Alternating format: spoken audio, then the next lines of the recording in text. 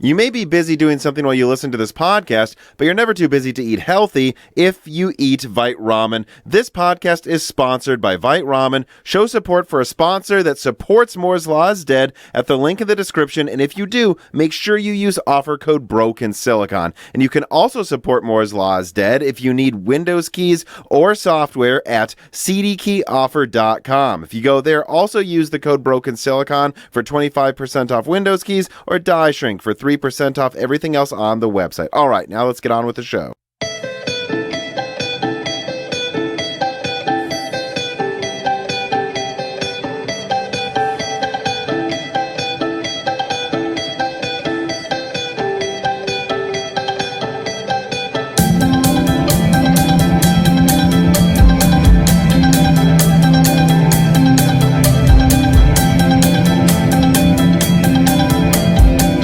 Welcome to Broken Silicon, a gaming hardware podcast. I am your host, Tom, and today, as I am on every news episode, joined by my co-host. Yo, what up? It's Dan. Oh, hell yeah. So, how's it going, Dan? I don't know. Pretty good, I guess. Had a fun situation where the deadbolt on my apartment door just stopped working. Never seen that happen before. But like the lock just wouldn't work now. Yep. I mean, did it get a Windows update, or what do you think happened there? Yeah. I think I had to disable like hyper-threading or something on it because it was a security issue. Yeah, it makes sense. No, but I was joking, but I'm like, I can't imagine what would make it stop working, because it's not like it would have like rusted or melded. I assume you use it every now and then, so that should have kept it moving. I would say I probably use it, 3 to 5 times a day at least. Mm-hmm. And it's still locked from the inside, but not the outside. So no clue what happened there. If we have some locksmiths in the Discord, love to know. Or in the YouTube comments, let's hear some suggestions. And we joke, but I'm sure somebody is. Somebody probably is. Yeah. Listening to this while they're working on a lock, and they're like, let me pull out my phone and message these guys. All right then. Alaskan Assassin writes in. He says, "Hi, Tom. Checking in to see how you and Reesie are recovering from the recent attack, and how is she overall with everything going on? Please give her some good pats and love from everyone in the live stream." Well, everyone who follows Moore's Law is what I assume you mean. But I mean, the vet says she's pretty much recovered almost miraculously, especially for someone who has cancer. She's done with her last chemo. And, I mean, look, she's 10 years old. She just got attacked by a dog and cancer, but she's living fine right now, So it's one of those things where I just expect she'll take a turn for the worse one of these months, but it could be next month or it could be in a year. And I'm just glad, at least right now, her quality of life has remained unchanged, which is not what we can say for a lot of other dogs we've had when they've gotten cancer. Yeah, I mean, I saw her, a couple months ago now, probably, and, she seemed very happy still, so. Mm-hmm. All right, then, let us get into the corrections. Max to the Max writes in, and he says, the latest podcast had a comment about how suspicious it is that GPUs went from extremely scarce to oversupplied, and he puts this in quotes, with modern just-in-time manufacturing. But in fact, cutting-edge integrated circuits have about a 6-month lead time on the fabbing alone. So this is far from just in time, and honestly not that unexpected, that situation that NVIDIA finds himself in with oversupply. I think that's a fair point. But at the same time, though, I know that they stopped production on Ampere, I think it was late October, if I remember correctly. NVIDIA did, and then that was backed up, I think, by DigiTimes and a few other people. And I do know that they've been hoarding some parts, so I don't know that it's that simple based on the other things I've heard, that they just, what we're seeing right now is just everything they ordered arriving when it ordered. And even if that's part of it, which you're right, Max, to the max, it probably is, that still means, even if what you're saying is entirely the situation, that 6 months ago, NVIDIA was like, there's no way mining or anything else will slow down in the next 6 months, and kept the orders coming. Despite the fact that there was a literal timer counting down to when mining was going to stop. But, yeah, it's just crazy to me that or was seemingly unforeseen, because that has to be the only conclusion. Like, it had to have been unforeseen that there's now a huge flood of used cards in the market, which I think is also exasperating it. Yeah. And so I guess what I would say then is it's a fair point that there's a lag time in orders, but considering how absurdly oversupplied everything is, I can't help but think that there was some hoarding going on. Don't you think, Dan? I think I compared them to De Beers last week. So yes, our last podcast we recorded. So yeah, I think was definitely some element of that. Which I don't remember. Yeah, I don't know if I'm remembering this correctly. I think I saved this for a Dieshrink mailbag episode, but I believe someone wrote in the comparison you made to hoarding diamonds is incorrect based on how the companies recently operate. So I don't remember why. I just didn't think we had enough time for this episode. We have way too much to discuss. But in a Dieshrink or something, we will be addressing that, Dan. So no, maybe, and I think it was Carbon Cry. So maybe don't keep saying that. Okay. But all right. One thing that we have to keep talking about a little bit, even though I feel like we've already talked about it quite a lot already, is Zen 4. So let's get to story number 1. So Zen 4 raw file processors reviewed and released. Technically, the Zen 4 release has fallen into this news cycle, Dan. So I thought that we should discuss it, even though I did a couple of videos. It's been talked about on the live stream, and I talked about it with James Pryor in the Pryor Broken Silicon quite a lot. I want to talk about it with you officially here. 7950X, 7900X, 7700X, 7600X, the AM5, X670, X670E, and then the bad sales at first that are now seemingly picking up in volume. Damn. What do you think about the Zen 4 launch? Obviously there were issues with it.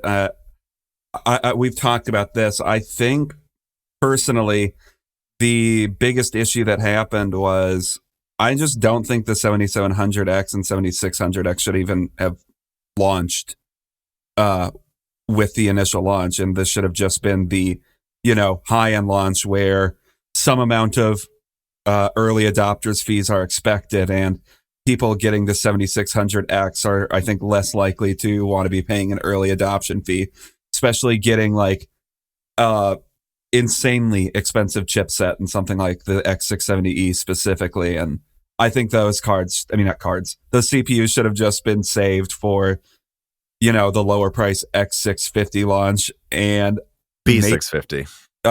Saving you from the comments. Sorry. Yeah. B650. And I think if they had done that, there would have been some degree of mitigating the lukewarm reception, because releasing a quote unquote budget CPU to a high-end platform just doesn't really make that much sense. Yeah, absolutely. And, even day one with the, pretty horrible overall sales of Zen 4 based on the people I talked to, like Micro Centers and other retailers, the 7950X seemed to be completely in line with previous launches. So that one, that was priced $100 less than the 5950X, the strongest processor. There's little chance that the i9-13900K is going to significantly beat it at most things, if not anything. It's probably going to be basically an effective time. This is out now. So it's no surprise that did well. And I think what AMD was just thinking was, we might as well launch the 7600X now for those who want it. And I guess at the end of the day, let's wait till Q4 sales are reported. Maybe it didn't really matter overall. Maybe. But I think that no matter what, even if it ends up okay, you just have to remember that there will be 7600X reviews on Tom's Hardware, on TechSpot, all over the internet, forever, frozen in place, that say bad things. And I think AMD should have been smarter to realize that yet you got to pair the 7600X with the B650 for the day one reviews for that processor. It's going to get bad reviews. Yeah, and I think you talked about that in your video, about the launch, where you think maybe the price of most of these CPUs or all of them should have been just chopped by maybe $50 or something. And I think I said earlier that the pricing was okay, but I think you just can't avoid the fact anymore that what they've had this naming scheme with this core count now going for what, 4 generations now, if I'm remembering correctly. Since Zen 2, yeah. Yeah, and CPU well, core arguably counts, since Zen 1, actually, because the 1800X was 8 cores, yeah. yeah, CPU core counts keep increasing. Intel keeps introducing new CPUs with with the same naming scheme but different core counts. And at a certain point, a 600X, if you're going to keep calling the 6-core a 600X, maybe the 600X needs to drop in price a tier. Yeah, I mean, I completely agree. I think they lowered the price of the 950X tier because they thought they had to by $100. So it's just common sense then. All right, well, if that's 700, 7900X should be 500, or maybe even 480 or 450 to be next to the i7s from Raptor Lake. And the 7700X should have been 350, and so it's 250 for the 7600X. I think there's no way around it that AMD's realizing they were a bit cocky with it. They definitely were. And, we'll see if that's what ends up being the reality. I don't know if things from this generation are going to hold their value as well as the last gen's products, because people are a little bit fed up. So if sales don't start picking up like they would have been expected to, or if they don't ever get to a super high level of sales, like even if they get better than its initial release, I mean, at some point they're going to have to be forced to drop price to get rid of inventory. Yeah. And, hopefully that happens.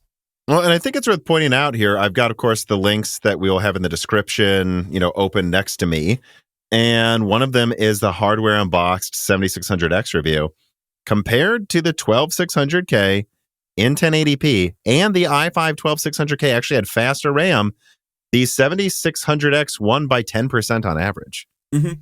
So it's not the worst. I mean, I don't think the Raptor Lake i5 is going to beat the 7600X in gaming. It's going to cost more, as we're going to cover later. But the fact is, the platform was paired badly. PC Dog writes in, he goes, hello, Moore's Law said leaked that AM5 motherboard prices. Oh, I'm sorry. You leaked AM5 motherboard pricing prior to launch. And when I went to buy an X670 motherboard on launch day, I found on Newegg an ASRock Steel Legend X670 Xtreme for $300. But with rebates and discounts, the board actually cost only $260. That wasn't the only board under $300 on launch day either. I counted 6 X670E or X670 motherboards below $300 and a few more X670E boards a bit over $300, all of them in stock. One of those X670E boards even reached $245 after a $15 rebate. So again, Moore's Law said, thanks for nailing the pricing on X670E. Yeah, it's interesting. I have to say that that initial pricing milking I said for motherboards was only a couple manufacturers, and you can probably guess which ones they were. And it's very clear ASRock was not included in that milking. ASRock's pricing X670 and X670E exactly where I expected it to be. Yeah, and I don't know, if you have even X670 boards that you can get for $245, once again, if this was just a high-end CPU release, I don't think there would be that many complaints about that, because for a high-end platform, $245 isn't that expensive for a motherboard. I paid significantly more than that for mine. Let's put it that way. Which mine was kind of a boutique one that came with a sound card, but still. Yeah, I mean, I guess I don't know what the average motherboard purchase price is. That might sound steep for a lot of people, but I don't think a lot of people are going to pay for that extra little bit of features that you get with X670, because frankly, most people don't really need or want them. All right, Brett Summers writes in and he says, hello, Tom and Dan. What are your thoughts on Zen 4 now that the reviews are out in the wild and the dust has kind of settled? Is it pretty much what you were expecting? Productivity looks absolutely like a solid uplift, but gaming wasn't as big as I would have thought. It's quite interesting also to see the 5800 X3D still able to be up there around in gaming next to Zen 4. So damn, we've had, what now, a couple weeks or a little over a week to digest it. Did Zen 4 live up to what you were expecting? I mean, for productivity, I think it looks great. And if that's what that's the reason I think you get a 7950X. And if you don't need it for productivity as much, you get a 7700X or a 7600X if you're going on to going on to Zen. But, gaming was, I would say fine. There isn't that much to say. It's like at 1080p, you're kind of at a point where you're in a lot of games, you're either getting GPU bound or you're at the limit of the limit of the game itself. And I mean, what is it? Gamers Nexus, I think it was like Rainbow Six Siege, and he goes, and I think I'm paraphrasing. I think it was like AMD should be embarrassed by this 20% loss, only getting 600 frames a second in Siege. Yeah, I mean, a lot of people probably are getting a lot out of playing at 600 frames per second, Tom. But yeah, it's just like if this is the limit of what the game can even run, at a certain point, like, it almost doesn't matter. And I think to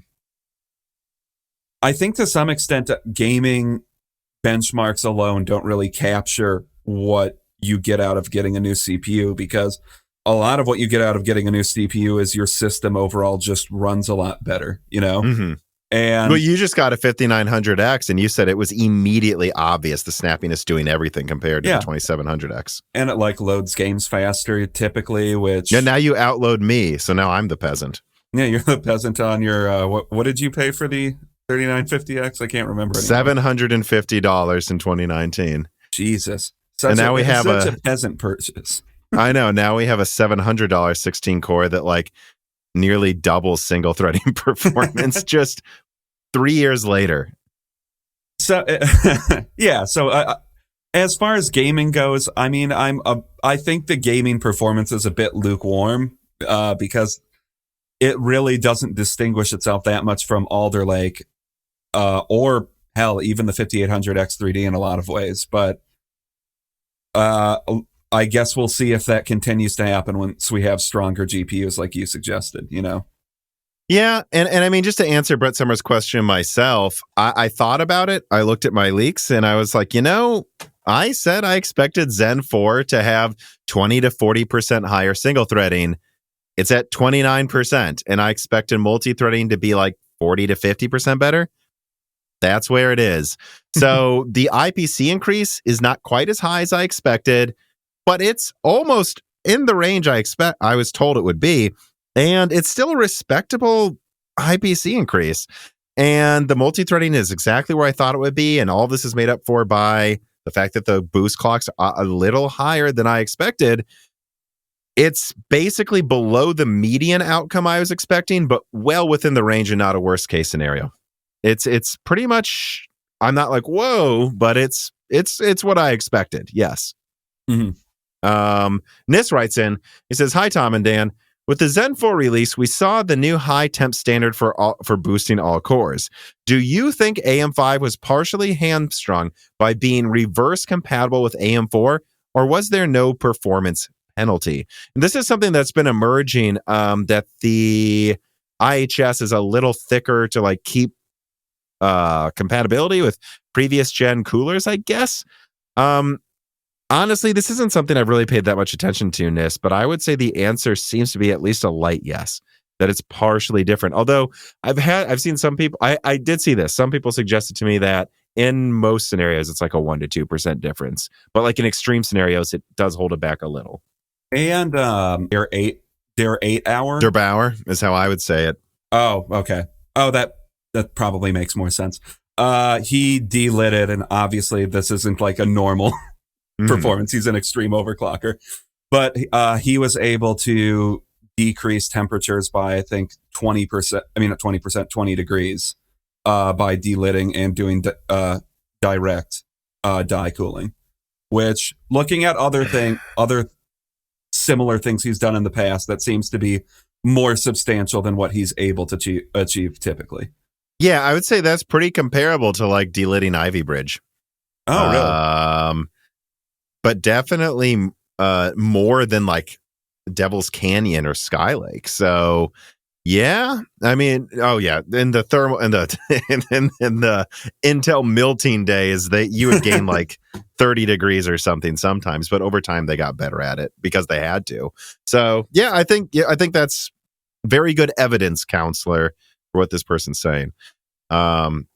Where Takas writes in and he says, "Hi, Tom and Dan. With the high heat load on Zen 4 compared to Zen 3, are we going to see the same performance improvements by adding V-Cache? If I remember correctly, they limited boost clocks for the 5800X 3D. Are we going to see the same thing with the 7000 3D models, or have they validated with higher temps?"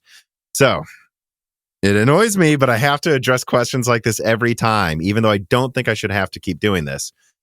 But I think I have to because I keep seeing this in the comments, and this is a very prevalent misconception that Robert Halleck directly cleared up in multiple interviews.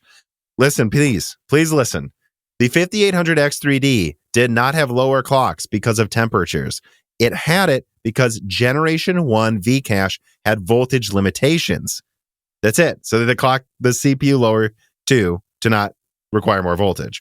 What I'm hearing about Zen 4 is there are new voltage limitations. It's higher than before. But you're going to expect a drop, but it's not a temperature thing. So expect like a 100 to 300 megahertz drop, but it's not because of temperatures, because of voltage. Let me see here. I'm guessing you have nothing to add to that, Dan. Yeah. I would expect a similar performance increase with Zen 4 compared to Zen 3, in other words, with V-Cache. I should writes in and he says, given the almost universally bad press the 7600X and 7700X got, at least with price performance, do you think they should have waited on lifting the embargo until B650 came out? No, we've already answered that question. So I guess we got a little ahead of ourselves there. Yeah, we think it should. And, I guess before we move on to the next story, finally, I would just say, for those who missed it, I covered this in the live stream. I covered this in my Broken Silicon episode with James Pryor. Make sure you listen to those if you want to hear that whole thing. But AMD gave away free RAM with R9 processors at Micro Center last weekend. I'm told that this was not Micro Center desperately giving away RAM because they had to get rid of Zen 4 stock. What this was AMD did a marketing deal to promote G-Skill. G-Skill absorbed probably about a third of the cost. And they just told Micro Center, one of their biggest carriers of Zen 4, which, I was told they had like whole pallets of Zen 4. They were like, hey, we'll pay for the RAM at this one place for a weekend because we want to see if this fixes the sales issues. And I'm told that Zen 4 could not stay in stock once they did that. So this was, James Pryor used to work at AMD. He said they would do this all the time. They'll do a case study before they do some big price drop or global bundling deal because that costs them millions of dollars. They want to do a case study and test. All right, if we had DDR, if we basically dropped the price by $100, would this solve the issue? And it did. So I would say that AMD knows what they're doing, or AMD's trying to figure out what they need to do, and they're not going to sit by idly. We have still 2 weeks before Raptor Lake launches. I don't think it's going to have good volume. I think AMD is going to have some answer besides B650 with it. I guess that's the final thing I want to ask you, Dan. What do you think AMD should do to keep the momentum going through the Raptor Lake launch with Zen 4? I guess I don't know exactly what they could do at this point because it's pretty impending. I don't think you can drop prices this quickly. Maybe I'm wrong. Maybe they can. But I agree. It irks some people. But at most, I really feel like if you can launch B650 and have some of them at like a decent price at like $130, I think that would drive a lot of people to want to get a 7600X, possibly. Mm-hmm. I mean, ideally, the 7600X would be like $230, $250. But I don't think they would do that quickly. Maybe I'm wrong, but... Yeah. What I think I would do is I would just tell motherboard manufacturers, hey, that bullshit you pulled with X670 launch pricing, you're not doing that with B650. And to the people who don't do it, we will give you a $20 rebate if it's bundled with the 7600X. We'll pay for it ourselves. Motherboard manufacturers that don't play ball, you don't get this bundle with a 7600X. I suspect that's what they'll do. Just do $20 off the 7600X, keep B650 pricing reasonable. And there you go. You have like a $280 7600X with a $150 motherboard next to Raptor Lake that costs more, which we are about to cover here on story number 2. Intel Raptor Lake performance and pricing unveiled. All right, Dan, again, I've already deeply discussed this with James Pryor on the prior episode. Should I go to prison for making that joke twice? Probably.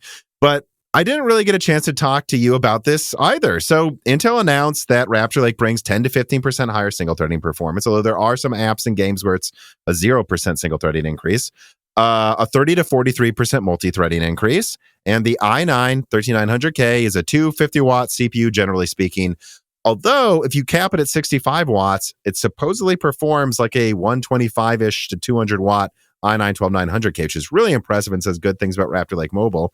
That i9, $660. The i7 with 8 big cores, 8 little cores, $450. The i5 13600K is $330, 10% more than the 7600X. Like I said, it probably would cost, guys. And the i5 13600KF, so the i5 with 6 big cores, 8 little cores, but no integrated graphics for this model, $310, still $10 more than the 7600X MSRP. And and Z790 pricing is leaking. Surprise, same price as X670. Intel is not a charity. So what do you think about Raptor Lake, Dan? We didn't get a chance to talk to you about this yet officially. We'll see. I mean, I think what you'll have is what it edges out slightly over in gaming over Zen 4 probably. Maybe a little bit worse in productivity, but also roughly comparable. I think you're going to get roughly comparable performance and everything. And I think reception of it then, unless they're able to right the ship of Z690 pricing, I think the reception will probably be similarly lukewarm to Zen 4 because I just don't think there's going to be that much positive reception of really anything this year. Right. You've said this before, and we'll have to re-approach this perspective you have when we get to the Lovelace portion of this discussion. But you just think every CPU, most products are going to have a lot of negativity around them because we're in a recession and everyone wants everything to be cheaper and nothing seems to quite be being as generous as what people were hoping for. Yeah. And we put up with 2 years of bullshit. I mean, let's be honest. Oh, yeah, we did. And I do to some extent understand like the annoyance. I mean, it's not like I'm not also annoyed with a lot of products that are coming out right now. I don't think either CPU launch so far, what it sounds like, is particularly bad from what they're offering. I think they just, especially, well, because Zen's already launched, I think like they've had stumbled a little bit and made their products look a lot worse than they actually are. But I mean, at the end of the day, I think Raptor Lake is probably going to be more or less comparable to Zen 4. I mean, maybe a little bit of a better bargain if you're trying to be budget because you can still do the DDR4 option, but that's about it. And I mean, if you don't want to invest that extra money, I guess, to get DDR5, that's still an option, even for Raptor Lake. Yeah, I suppose it is.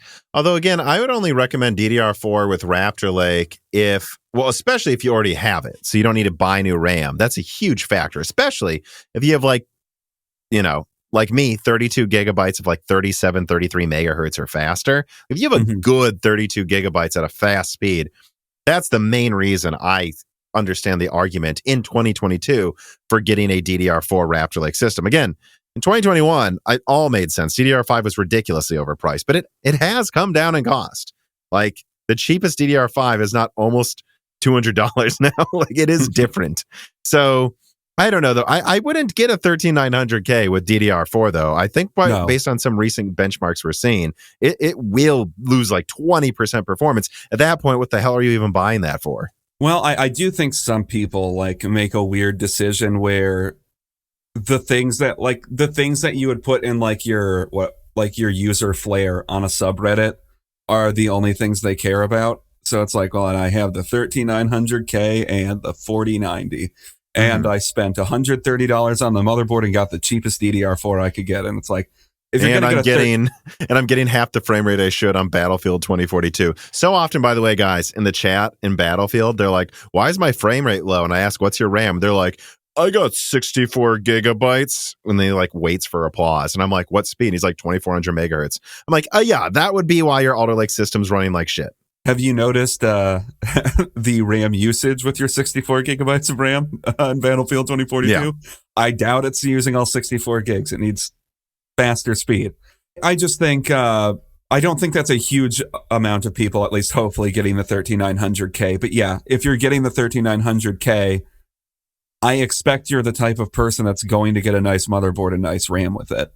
I'm talking more people getting like the 13600 or 13400 when that comes out. DDR4 is still an option, which that does decrease the platform price somewhat appreciably because the motherboards are also cheaper. Yeah, and I guess what I would say then is, you know, with that i5, if you have the RAM already, I'd say that's a better choice than the 7600X. Probably. We'll see what bundles exist then. Otherwise, even if you're going DDR5, I think that i7 13700K for 450 is quite a winner, honestly. Yeah. Like that thing looks sick. I mean, you're talking about, especially if you push it a little bit, this thing's probably going to I'm looking at some Paul's hardware benchmarks for Zen 4 here. I think you're going to look at something that probably matches the 7900X overall at everything, while being $100 cheaper. And some of those motherboards are cheaper options, even with DDR5. So, I mean, look, you don't get the M.2 slots for PCIe 5.0. I think if you're going for the best system, I would generally recommend the 7950X. We'll see. They're basically tied, honestly, which one I would recommend at this point. But with a tiebreaker, I just go, well, AM5 will last longer. But I think in the mid-range and lower, Raptor Lake looks pretty good, though. I do also want to just add the caveat with like the idea of like tiebreaker being this platform will be supported longer. If you're going to do that, just, make sure that you're actually considering upgrading mid-platform because like that's the thing like everybody did in the early 2010s was like, well, and I need to get a motherboard that supports SLI because of course I'm going to get SLI at some point, and then 10% of people get SLI. Make sure you're going to actually consider upgrading if that's a reason you're buying something. Which you upgraded to the 5900X, so you did. And you did plan ahead for that with your buying a above average motherboard for what you needed in 2019 for a Zen Plus CPU. You got X570 so that you would eventually get that PCIe 4.0 support when you went from Zen Plus higher, but you couldn't deny the value of a $140 2700X, and I mean, who can blame you? Yeah, and then for me, it really wasn't that big of an upgrade fee to go with the X570 instead. I think it was like $30 or something. Yeah, 20, 30 bucks. Especially with rebates. I was like, might as well. I'm pretty confident. I was pretty confident when I got it that I was going to upgrade at some point.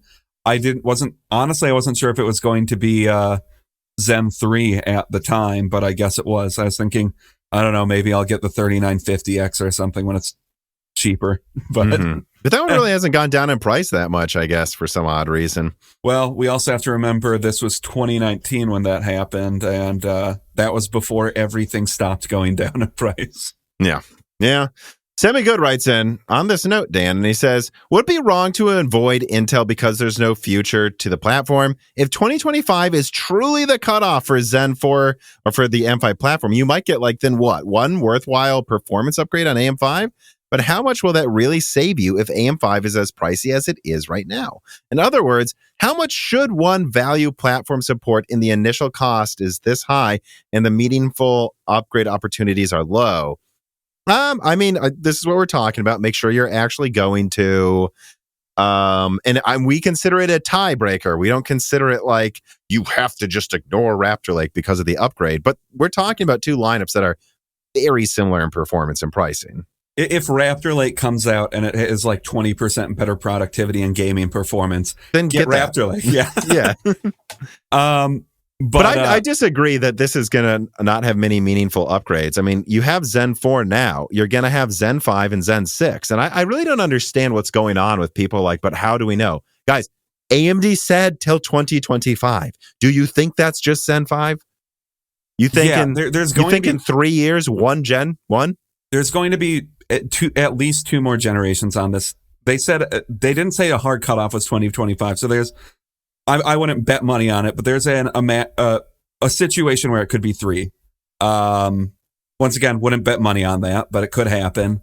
And the criticism that you'll only get one worthwhile upgrade on it, I don't think there are that many people that adopt a platform year one and then upgrade every time. Or I think when we're talking about a platform, there's probably one worthwhile upgrade every time, if that, you know?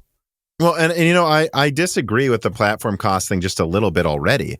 Our friend just built a 7700X system. He used the Micro Center links that Moore's Law said offers to its fans.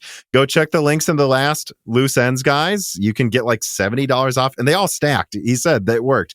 All of these things stacked. He got $70 off the motherboard that he bought with the 7700X and free RAM at Micro Center. That RAM deal's gone right now, but I'm sure a new deal's coming soon. And he got one of the ASRock X670E motherboards. He paid less than $300 for a motherboard. That's par for the course for a motherboard. He got an 8-core for $330, and he got free RAM. So I disagree that this is some super high cost for everyone. If it is where you are, the retailer you insist on buying at for some reason, then sure. But I think you have to remember, even if he could only go to like Zen 6 or Zen 5 X3D, that means he's going to be able to go to a significantly higher core count and core performance in 2 or 3 years from now. And I'm sure he'll be glad he has that option. Yeah, and I'll say, like, if you can stand to wait to upgrade, I think there's usually a pretty good reason. It's usually not a bad idea to wait to go to Micro Center if that is a possibility for you. Right, because he lives in Nashville near me, but he was visiting a friend in Kansas City, and they have a Micro Center. So it's like, oh, shoot, I can do that this weekend. Honestly, the stars aligned for our friend Drew on that weekend. Yes, they did. There's a lot of luck involved there. Capelio writes in, and he says, one thing people are overlooking in evaluating Zen 4 and AM5, I think, is the platform has to account for the future needs of Zen 5 and Zen 6 to include X3D, changes in power profiles, etc. Is there anything in the Zen 5 or Zen 6 rumors that you know of right now, Tom, that you can tie back to the choices in what AM5 looks like today? Yes, I think the power requirements that have allowed them to push Zen 4 more than I believe they initially intended to, the PCIe 5.0, DDR5, I think that Zen 4 is a bridge architecture for this platform they're launching now. And I think you can see it in how robust its I/O is. And it didn't need to be. And they've kind of said that in interviews that there was a AM4 version of Zen 4 design. I'm told this directly by one of my best AMD sources. Now, is it ever going to come out? I don't think so. But keep in mind what that means. They are like designed Zen 4 to probably be compatible with Zen 3 IO dies and vice versa, so they can mix and match. And they probably went a little overboard to make sure this platform doesn't hold back Zen 6. I honestly think so. I mean, I hope so, because I think that was one of the big problems that happened with AM4 is they didn't anticipate having to support that many series on it. Yeah, no, I definitely. I mean, and while you just went through hell trying to upgrade your 2700X to the 5900X, this is one of the motherboards that had a bridge BIOS that, with very poor directions, I think were written by an intern. Yeah, very poor directions, and I get what it's a bridge BIOS, so stability wasn't what they were looking for, but the stability of that BIOS was incredibly bad, and it was kind of funny. You had to install a bridge BIOS, race against time to install the next BIOS before it would crash, basically. Yeah, because it seemed to have a hard shut off of 70 degrees for the CPU, so the system would just hard shut down if it reached 70 degrees. And it seemingly wasn't correctly reading the temperature either. So that's a good combination. And Nilkeys, or Mike, writes in and he says, Hi, Moore's Law is Dead. Is AMD now playing a 1-2 punch style with their CPUs? Zen 4, for example, will compete with Raptor Lake just fine on games and applications and will be a win-lose tie style depending on which application or game you're looking at. But with the launch before Raptor Lake, they pick a price point. Then Raptor Lake's going to release and Intel's trying to undercut them, which means AMD can just respond with a 3D lineup and decide, do whatever they want to make it look like a value offering. Is this what AMD is going to do moving forward, doing the early launch without 3D, then launch with 3D after, as a way to counter whatever Intel decides to do? My answer is there's no way around this. It's taking an extra quarter to test, prepare, and validate the Zen 4 X3D models. So is this something they might do as a pattern in the future? Maybe, but it's not because they want to. It's because the X3D models aren't ready, based on what I'm told. Yeah, I mean, we'll see. Like, I wouldn't be surprised if with Zen 5, they just have X3D models at launch. I think that's all dependent on, to some extent, marketing, though. Like, if they feel the need to, like he says, have something to counter, maybe they would delay an X3D launch. But if there's no impending launch of a competitor, I don't know why you wouldn't just launch X3D at the same time if it's ready to launch, obviously. Right. And so I think they are launching Zen 4 first because not only is it ready first, but they think Raptor Lake is going to be very competitive. So they're like, get this out now. But, Meteor Lake sounds like it's not coming out to the very end of next year. And I don't know if it's really going to beat Zen 4 X3D overall. So there's a chance AMD may go, we're not really worried about the Meteor Lake launch.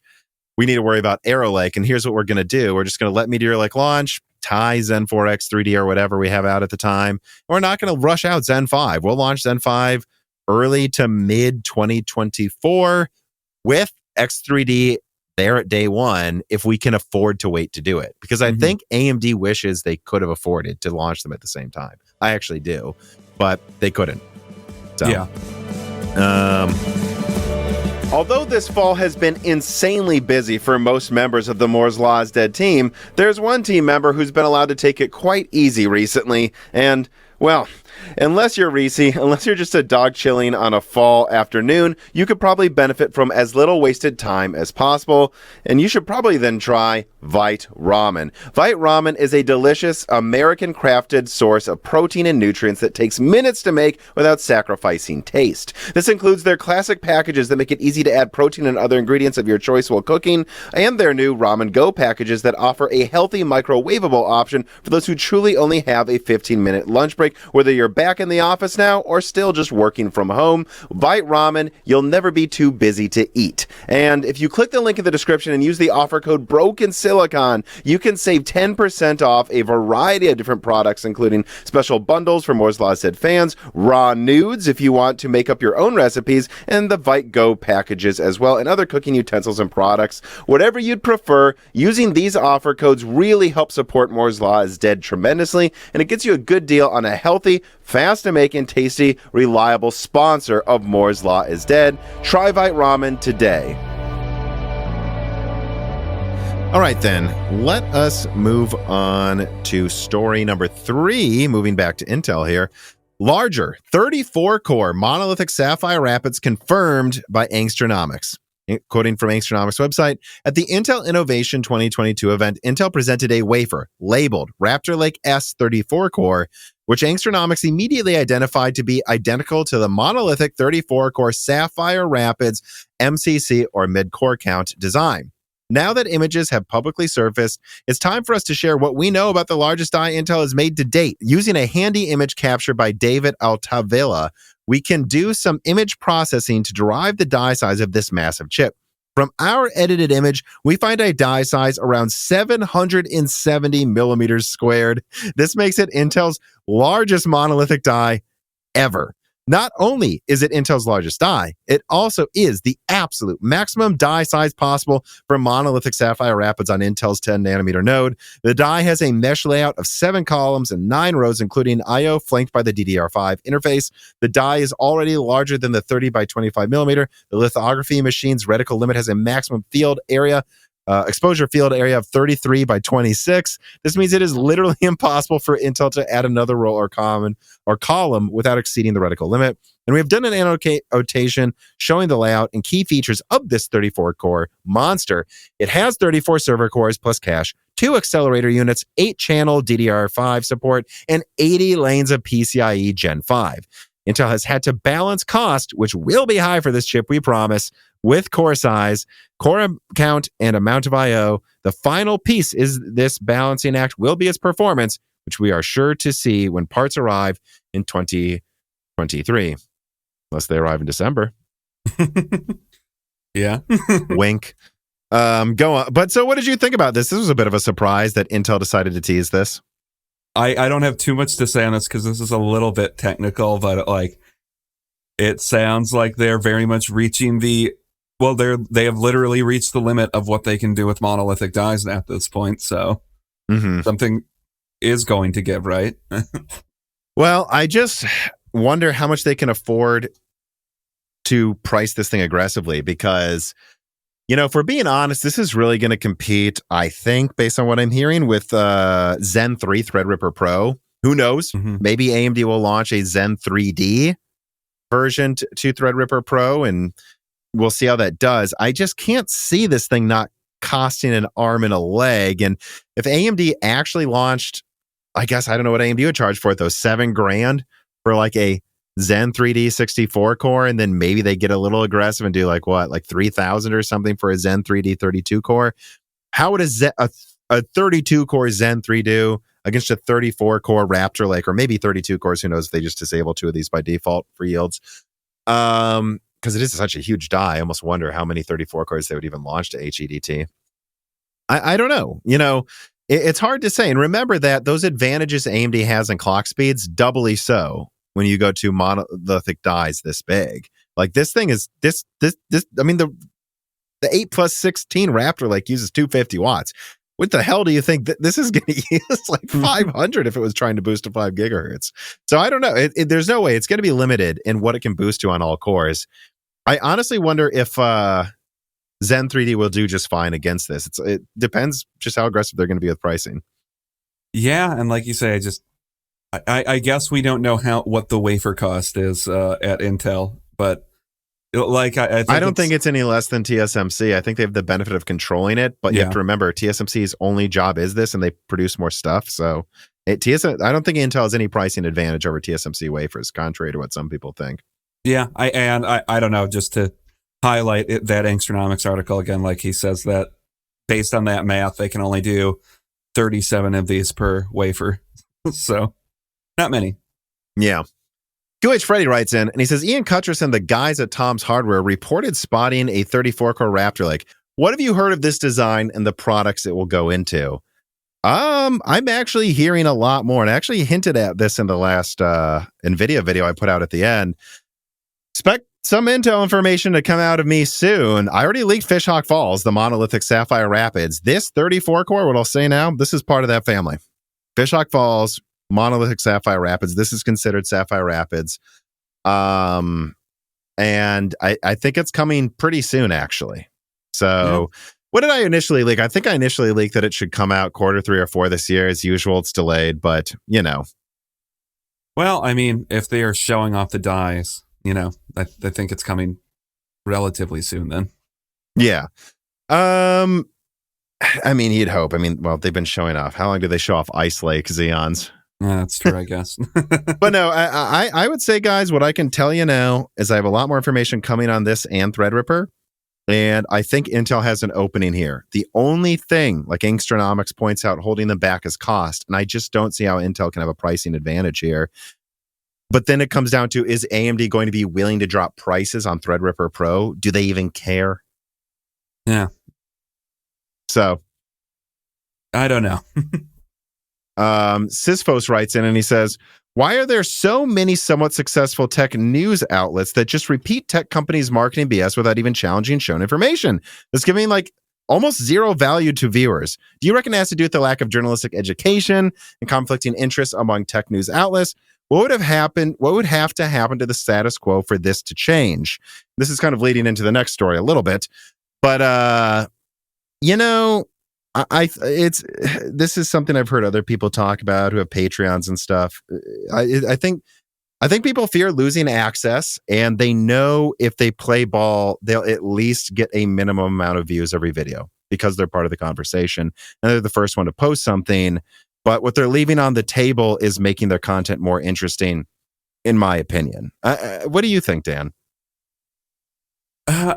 He says somewhat successful, and I mean, I guess if they continue to exist, they have to be making money in some way. But like, I don't know, a lot of these outlets don't seem to get very many clicks anymore, and a lot of the people like employed at some of these outlets, I don't know if this is their primary job or not, or if it is, they're not really making that much money. So when you say somewhat successful, that's pretty relative. It's they're not starving to death. Yeah, it's just some of these are able to exist in perpetuity for, I don't know, they put out information and a few thousand people click on it, maybe. Well, you know, what I've heard, and this is something Colin Moriarty's talked about, you know, he's seen it all when it comes to the pricing you get from these types of platforms. He was part of IGN, and then he started a YouTube channel with a few people, left that to go out on his own. And so he's seen how much money you make as part of like a big YouTube group, how much money you make at one of these websites. And he said like some of these articles that are written on these websites, they get like $10 or $20 per article they write. So, I mean, you say relatively successful, but that's, if we're being honest, their margins, like that's what they're doing for writing one of those articles. And you have to ask, why does the quality go down at some of these websites? Because that's people willing to make $10 an article. And I think the people, for the most part now, instead of forming these like aggregates like they're doing with big tech, they used to have with big news outlets, what's instead of happening is people that are able to differentiate themselves individually go on and make a Patreon, make their own YouTube channel or something like that, or they form like a co-op of sorts, or probably do both. Because like you brought up Colin Moriarty, and the way that is ran is clearly like some semi like contractor co-op thing where they have people come in, record their shows, and those are all on their same platform. And which I do occasionally, and he pays me a certain amount of money, and he pays me more than $20 to do it. You know, like I pay you more than $20 for sure, way more than that to come on here. Yeah, and then they go out and do their own thing when they're not recording the podcast that they are supposed to do every week or whatever. Mm-hmm. But I don't know. Do you have anything else to say about Fishhawk Falls or that? I mean, it is interesting, by the way. And I will say, I won't say more because there's some interesting stuff like the 24 core and the 34 core, like how available that big one's going to actually be if you talk to some people who are going to sell these Fishhawk Falls systems. But I mean, let's save it for a leak, right? Let's not get ahead of ourselves. And let us then, of course, move on to story number 4. A770 and A750 reviewed. On October 5th, Intel finally let reviewers rip off the Band-Aid of Alchemist performance, and it is as such. The A770 is generally about as strong as an RX 6650 XT while consuming RX 6800 levels of energy, and the A750 is about as strong as a RX 6600 XT while again consuming about 3070 levels of energy. Numerous Nvidia and AMD cards can be found right now for the same or lower pricing than Alchemist while offering similar or better performance, and that is best case scenario then in the games that seem to fully utilize Alchemist right now, because much driver work still needs to be done, the A770 still loses to a 6700 XT, sometimes even in games with ray tracing turned on, and it constantly crashes or fails to load many games as well, as demonstrated by Gamers Nexus and a live stream with Linus Tech Tips. Meanwhile, Moore's Law is Dead can confirm from numerous sources that Alchemist production from Q1 is what is being used right now for these cards, and Gamers Nexus backed that up by disassembling a card and showing that the card was made in Q1 and that there are no plans to make more. They did a low volume production in Q1. They're selling off a little bit of it now, saving the rest for laptop and whatever launches they need to bundle Alchemist with to meet their promises to investors. And then that seems to be it. The token launch now, and Battle Mage is at best over a year away. honestly, I close it like this: buy at your own risk. We see this as a collector's item, or I see it. I'll let you talk. I see it as a collector's item, as Arc is effectively canceled. Like, Band-Aid is ripped off. Dan, what do you think of the A770 and A750? I mean, I don't think there's too much new here. Like, if the stability issues weren't present, it would be fine. That's the most I have to say. It's like, uses more energy, is 2 years late, but really, who cares? It's 2 years if something's 2 years late if it performs at the correct tier. But it's like the drivers still sound like they are in beta, maybe alpha, even depending on who you talk to. And I think that's the biggest problem, is you're not buying something that will work to the same degree that AMD and Nvidia will. And I know people will bring up driver issues with AMD and Nvidia when they want to make a point or pointlessly defend Intel. But the fact of the matter is, from everything I've seen, these driver issues aren't like you get a bad driver every once in a while that affects stability briefly or performance. It's just some games are a non-starter, and that's a completely different situation than I've ever dealt with, other than using like a breaking 560 Ti in 2012. Yeah, which is like all we can say is Theomy still wasn't as bad as this, and we had horrible problems. And RDNA 1, or I guess it was both, really. RDNA 1 and Vega had problems late 2019, but it still wasn't like this. I don't know really what else to, honestly, the drivers aren't as bad as a worst case scenario. Like, I mean, I've heard horror stories where people couldn't even turn on their system and it broke their Windows install and they had to reinstall Windows. Like, that's not what happened to me when I tried Alchemist, which I have an Alchemist card over here off to the side. So far, it worked fine in Windows. Windows 11, by the way, with an Alder Lake system. Deep Rock Galactic ran fine. What else did I play? Bannerlord mostly played fine, but there were graphical glitches in the overworld, which I've never gotten with any. I mean, is there any card we've had, Dan, where just some games had graphical glitches? Like, I think the answer is no. No, I mean, the only thing I can say with Bannerlord is, I don't know what you're saying with glitches, is the resolution scaling thing in that game. It wasn't that. Like the trees were a different shape. Okay, never mind then. Because there's some weird things with settings in that game that I just want to make sure I bring up before you go on. But okay. No. Yeah, and then Age of Empires had weird resolution things, but they all got fixed. And I saw someone in the Discord talk about this. The problem is that Age of Empires 4 and mini games right now seem to detect all Alchemist cards as integrated Intel graphics and defaults to like 480p. So that's what that was. And then Battlefield, I couldn't load any maps. And I saw some people, like Gamers Nexus, went through a list of games that Intel warns don't test these, they don't boot. And Gamers Nexus said you're rolling the dice when you try to use a monitor with Alchemist. So, it's not, in my testing, as bad as I was worried it just wouldn't even work. It mostly worked. But still, this is something I just wouldn't put up with any product I pay money for that I worked to make. Yeah, and then there's like this weird thing where they're trying to show that it's a better value proposition than other cards around it on the market. And like they had that promotional video come out a couple weeks ago now that we might have covered briefly already. But like, where they come to this weird conclusion that the 3060 is currently $420. And if I go to Newegg, I'm pretty sure I can get them for a lot less than $420 right now. Yeah, you saw me immediately go look. Maybe the 3060 is sold out, but when I checked. Got one for 380, 370, and then there was one for 340 the other day. Oh, there it is. There's one for 340. And that's not to say the 30. Oh, wow. That's a new one for 340. So there's one for 370.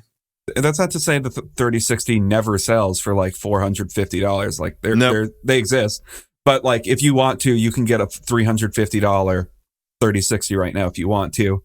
And it feels a little disingenuous to It's entirely disingenuous. To one, pick a card that's not particularly good price performance that's in the same rough performance category, and then inflate that price by another like 15%.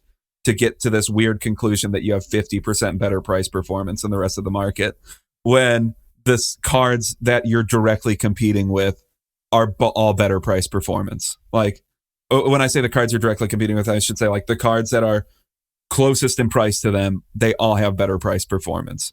So I don't really know what the comparison is. So, I mean, I don't really know what much more there is to say about this thing. Like, look, guys, they cherry picked 3060 pricing. There's three. I have one right here for 340. I have one here for 350. I'll probably put in the description the 350 one because it's not even the lowest price on Newegg right now. Like, there's no way around it. Like, you can get these. You can get these cards for about the price of Alchemist anyways, and you don't have to deal with any of this crap. You get DLSS. And the 6650 XT, there are multiple models for $285. Same performance, if not way better most of the time. Actually, most averages found this stronger. So, and you're saving, it's not good. And these weird arguments I've seen about future proofing, guys, what you're saying is, because even if I pull up like, and I directly covered this in my video, my analysis video, like even if I go to some of these best case scenarios, supposedly, like if I try to remove the hardware scheduler bottleneck by going into 4K so it's fully saturated, and it gains a ton. Like at this, it beats the 3060 by like 20%, the A770. Okay, but it's still like 30-40% behind a 3070. So your best case scenario, which means it's probably like 20% behind a 6700 XT, even in this game with ray tracing on. What you're saying is you're going to save like 20% now to get worse performance than something that costs 30% less than your card now, in the hopes that 1 year from now, the drivers will be so optimized that you're only 10% weaker than a card, the 6700 XT, that you could have gotten now for 400. Yeah, I mean, it's like a weird version of the GCN fine wine argument, where I think you could probably say like the 7000 series from the GPU 7000 series from AMD, like people always talk about that being a fine wine thing, or the fine wine meme argument, where its performance kept getting better over time. But at least at the time when those cards came out, the performance wasn't several tiers lower than it should have been. And I think that's what we are now with Intel Alchemist. And it's already been delayed 6 months, and this is still where they're at. So yeah, I don't know. Maybe the A770 will age into being a 6700 XT at some point. It could, but I wouldn't bet on that unless you're really willing to roll the dice with having either a card that remains kind of I can't say crappy, fine price performance right now, slightly worse than what's on the market, with less stability for the hopes that you might get a 6700 XT, because it's a very big might. Like I wouldn't bet that it's going to get to that. Hopefully it does, and it will be good if it does, but I don't know. I don't know why you would bet on that. Yeah, and again, guys, the cards they're selling now, they made in Q1. They used the volume we could have used when there are actually shortages, shoved it into warehouses, and now they're dumping it when no one needs it. And they have no plans to make more. I've got this triple verified now that at least right now, you shouldn't expect any more production of Alchemist. They're going to do some limited launch. And I think maybe there will be okay availability on Newegg and Amazon. We'll see. But after that, that's it. And they're not making any more. And Battle Mage is over a year away if it comes out. I already know they've canceled most of the Battle Mage lineup. It's basically like one low-end laptop card in like early mid 2024. ARC's canceled, guys. So you're buying into something that has dubious future prospects as well, hoping it will age well. Buy at your own risk. I mean, seriously. And I know my best evidence for how much I wanted this to succeed is all of my content last year. I've rewatched some of my videos, and it's hilarious how optimistic I was. But I have to call a spade a spade. It's not good. And I just can't give bad advice. Sammy Good writes in, and he says, I was basically on the ARC sucks, but at least there's another option team. But the Moore's Law Z A770 analysis video has me changing my mind recently. It's not enough to just be another GPU company, it seems. It actually has to be competitive to be beneficial to the market. The point about Intel wasting TSMC supply hit me hard. But at this point, can anyone really enter discrete graphics without making a few duds? I don't know. Nonetheless, I'm still disappointed that the duopoly won't be upset anytime soon. Well, he touches on this too. I was shocked. Gamers Nexus, multiple reviews said AMD's drivers are really good now, and they're offering almost too good value. Almost too good value? So Intel's help to this market is making it seem like AMD should charge more and wasting supply? I don't see how that helps. Yeah.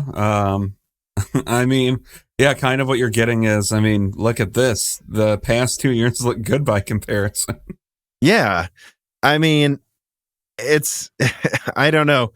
The way you bring competition to a market is you make the competition look bad. They have not done that, and they've wasted supply. So any argument that they're helping so far, you can make the opposite argument. And I'm telling you guys, they're not making more in Battle Mages over a year away, and it's like one low end die. So there's your help. I don't believe in buying things to prop up a bad thing. You buy something because it serves you well. Fuck these companies, buy what's best for you. Yeah, I mean, unless it's a scrappy startup like Intel. Yeah, with 120,000 employees. The way people are acting like this is an indie startup is just... I mean, I bet AMD and Nvidia wish they could get this kind of weird, brainwashed, free support on a bad product. I mean, go look at 3070 Ti reviews and 6500 XT reviews. What would people have said if Nvidia launched this? Yeah. Let's move on. I'm so tired of talking about this card. I don't know what Everman writes in, and he says, "Hey, Tom and Dan, theoretical question. What would Raja Ryan and Intel's Tom Peterson, not you, have to do to get discrete arc uncanceled?" Well, look, I've already been talking about this openly in this episode. You know, I'm going to cover it in a comprehensive look forward for Intel, because I do think they have some great products coming. 34-core Fishhawk Falls might be one of them, but this is not it. You know, I think what's obviously happening is Intel knows this market is just a shit show. Like, launching uncompetitive graphics cards is bad business to do. Like, their job is not to lose money. It's bad business.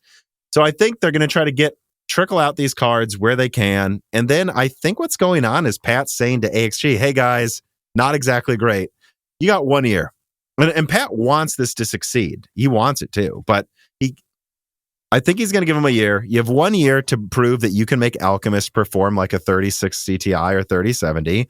And then to prove Battle Mage, one die, you only have to make one die, guys, is on track for like early 2024.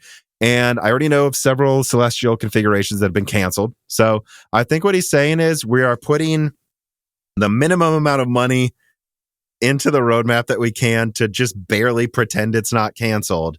And if things don't improve over 6 months, it's done. They're basically putting this division into hibernation for 2 years, and we'll see if they start it back up.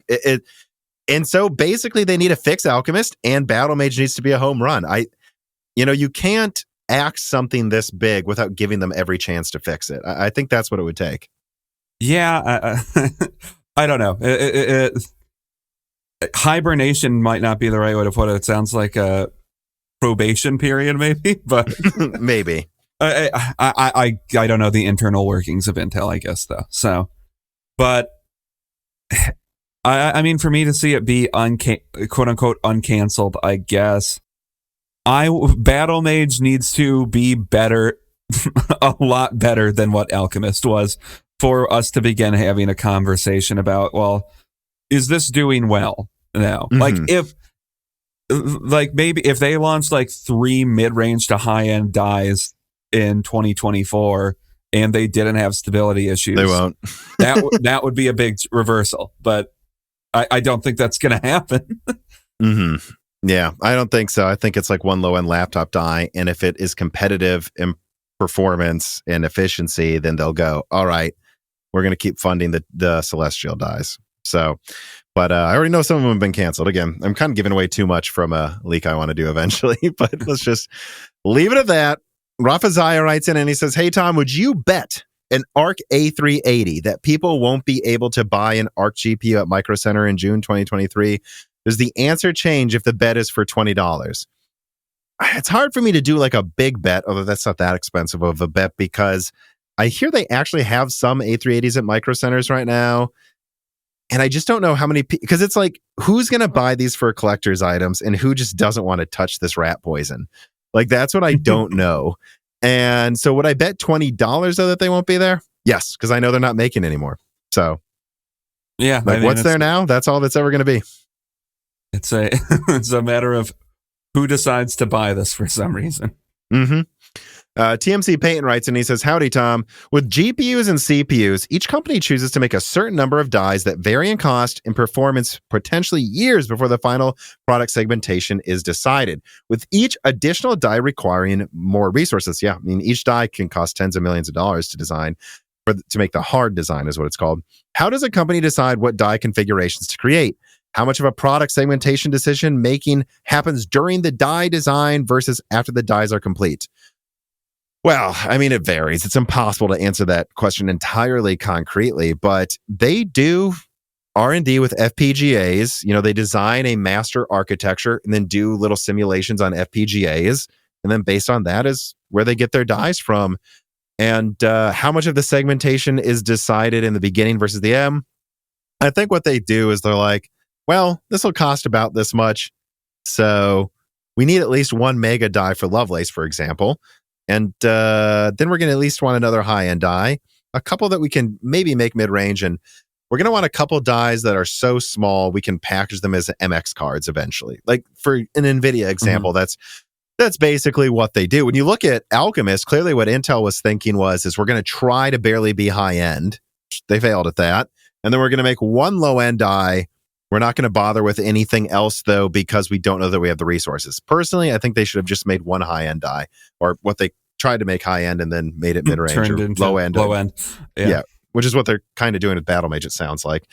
I mean, yeah, it's hard to answer concretely, but it's a mix, and that's basically the best answer I think I can give right now. All right. Let us then please throw this Band-Aid in the trash and move on to story number 4. Sorry.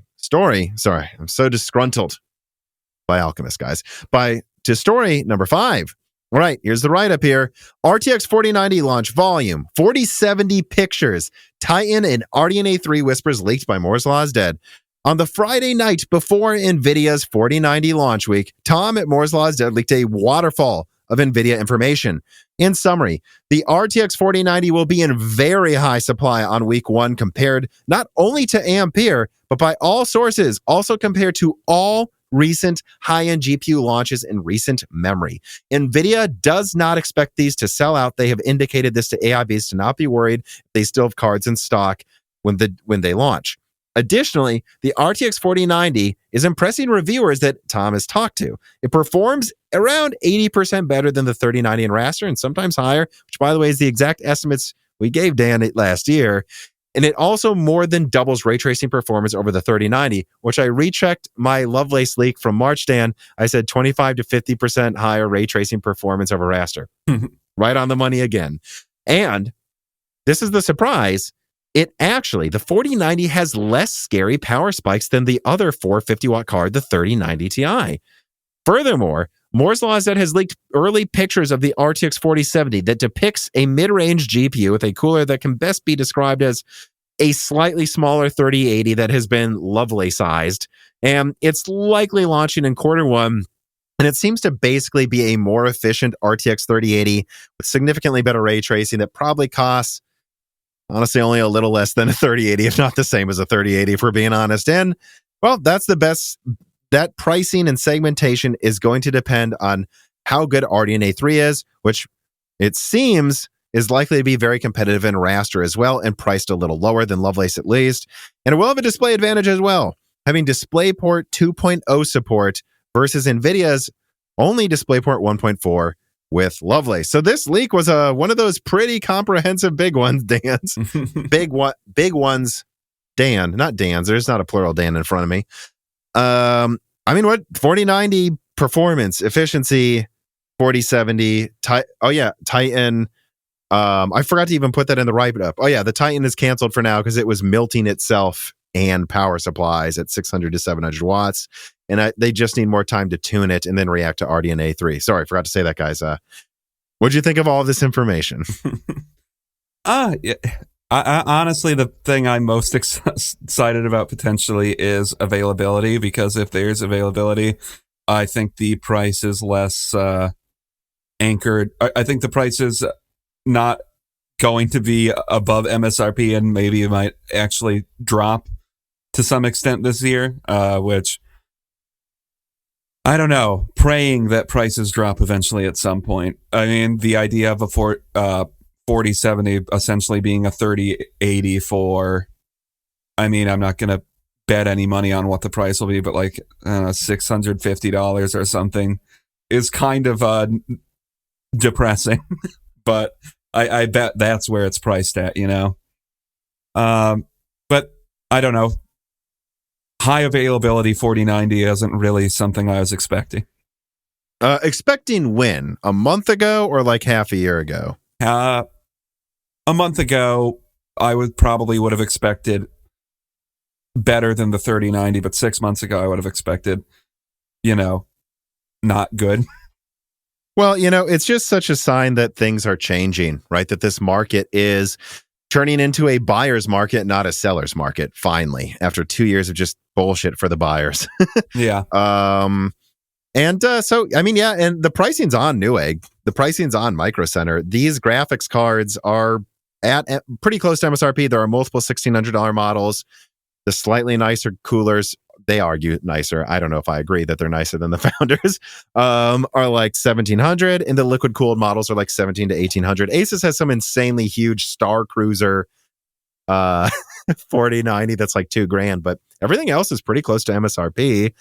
And I guess I'll say I'm confident I'm going to get one, whether through a partner, possibly even finally some partner acknowledges this channel exists and tries to help us out with like an early review, or I'll just see if I can get a hold of one and buy it myself to review it for you guys. So I think this is going to be an interesting one to test here. Yeah. It definitely will be. Yeah. Just from the perspective of the massive gulf in variability they're showing for the performance you'll get out of these, I think reviews for it are going to be very interesting to see how this actually ends out. Now, does this surprise you? Because I've talked to a few reviewers ahead of time, and they said they're incredibly impressed.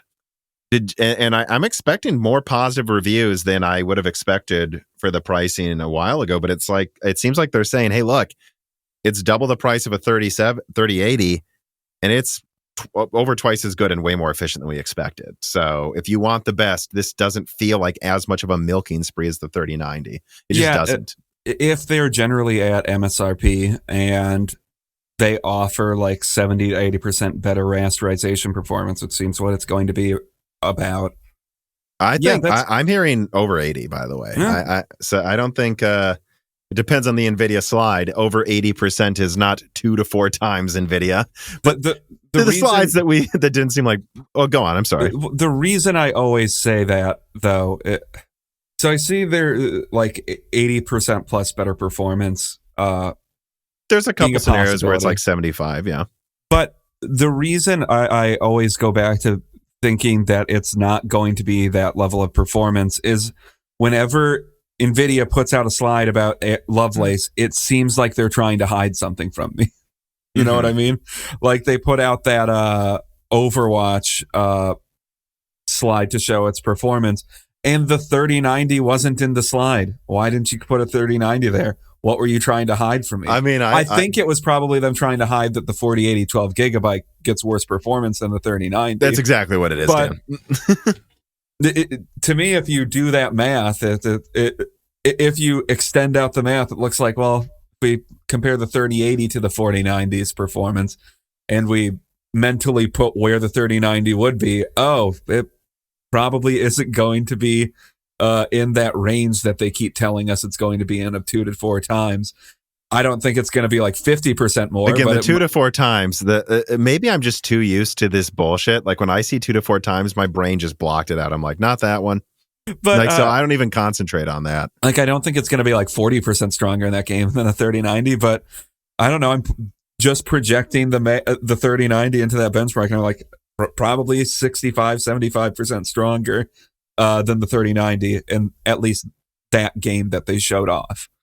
Well, keep in mind, though, that was running 5. You're talking about the Overwatch 2 thing that it was running shared. Like 500 at 500 FPS or something. But well, that brings up another thing. I am told this thing is massively CPU bottlenecked, that gaming in 1440p is an absolute waste of time. That even in 4K, this thing struggles in some games to not be CPU bottlenecked, even with like Zen 4. That's not a surprise. It's going to be pretty easily the strongest card ever put on the market. I mean, and every time the new card is put on the market, it's the strongest card on the market. So that's not saying that much, but still. Yeah. Well, it's funny, though. This makes me start thinking about it. Like, there's no way around it. I think the 4090 is going to get as good of reviews as it could get. Look, it's $1,600. That's not cheap. It uses 450 watts, but by all accounts, this 450 watts is a much more tame 450 watts than the 3090 Ti. So I think people are going to look at this and go, oh, you're doubling performance over the 3090 while using 30% more energy. Like, I'm told if you cap this at like 350 watts, you get like 70% more performance or more like than the 3090. So you're talking about something that's going to be a killer laptop architecture, actually, if not still expensive. But I think if this gets good reviews, there's no way around it. The 4080s are going to get horrible reviews, I think. I guess that's what you said earlier. Like, when we'll touch on it later with Lovelace. I think I agree. If the 4090 is $1,600, reviewers are going to say it's not that much more expensive, and it is a lot better. This isn't that bad. Then you're going to look at the 4080 brothers. And yeah, it's like, I don't know, these things both suck. I don't know what they were thinking with this. I think the 4080s are, they're gonna get panned by reviewers because it's like they weirdly thought that having this offering of a 4090 not be $2,000 would like appease the market, and to an extent where we wouldn't be mad about having a 4080 and basically a 4070 being priced at $1,200 and $900 respectively. Well, yeah, and here's the funny thing too. Like, I still don't get it. Like, what they were thinking with this 4080 naming. Oh, I get it. We've talked about that. We've beaten that horse to death. I get why they think they can do the 4080 thing, but the fact is they priced the 4080 16 gigabyte at $1,200. This is TI pricing from previous gens. So just call it a $900 4070. Like, you weren't afraid to call that. So I don't understand. And like, if you think about the performance difference between the 4090 and the 4080, I think it's like 40% or so. So it's like, why isn't the 4080? You can call it a 4080 16 gigabyte, but why isn't that $1,000? And why didn't you make this like a $800 or $750 4070? Like, you weren't afraid to say the 4080 is $1,200, so I don't understand why you're afraid to call this a 4070 and make it like $800. I don't understand. Yeah, once again, it's like they thought this would be like a cool marketing trick when it's like all it did was make everybody hyper focus on it and say, why are you calling that a 4080 though? This is weird. Right, and this gets to the part of the video where I talked about the 4070, which, I put on screen. Like, I think enough information to get an idea for what the 4070 is going to look like. I will have more pictures coming eventually, I believe, but I want to get something out now that can conceptualize what you guys should expect this to look like as early as possible. But I'll have better looking stuff soon. I just had to be very careful with this source. So you can guess, I don't want to lose this one. Nor do I want anyone to obviously get in trouble. But the 4070 pricing and performance part, I'm like, so interestingly, I guess Nvidia is telling some reviewers different specs for the 4070 on what to expect. So they're clearly just messing with people and trying to suss out which reviewer would leak things. So there's no point to me saying, but what I pulled up is what Copite 7 Kimmy said was an 80-104 configuration being tested, which was a cut down 104 with 10 gigabytes of RAM. So like, I think it was cut down by like 7% with CUDA cores and then 20% less bandwidth or something. And it's like, whatever it is, they could decide to make it 12 gigabytes if they want to, or keep it 10 gigabytes. It's going to be something 85 to 95% the performance of the 4080 12 gigabyte. And I don't know where you price that where it doesn't also look stupid, because they've just gone so off the rails with 4080 pricing that it's like, so if RDNA 3 is impressive, what will you price something with 12 gigabytes, 95% the performance of the 4080 12 gigabyte, shafting anyone who bought that, although I suspect many people won't.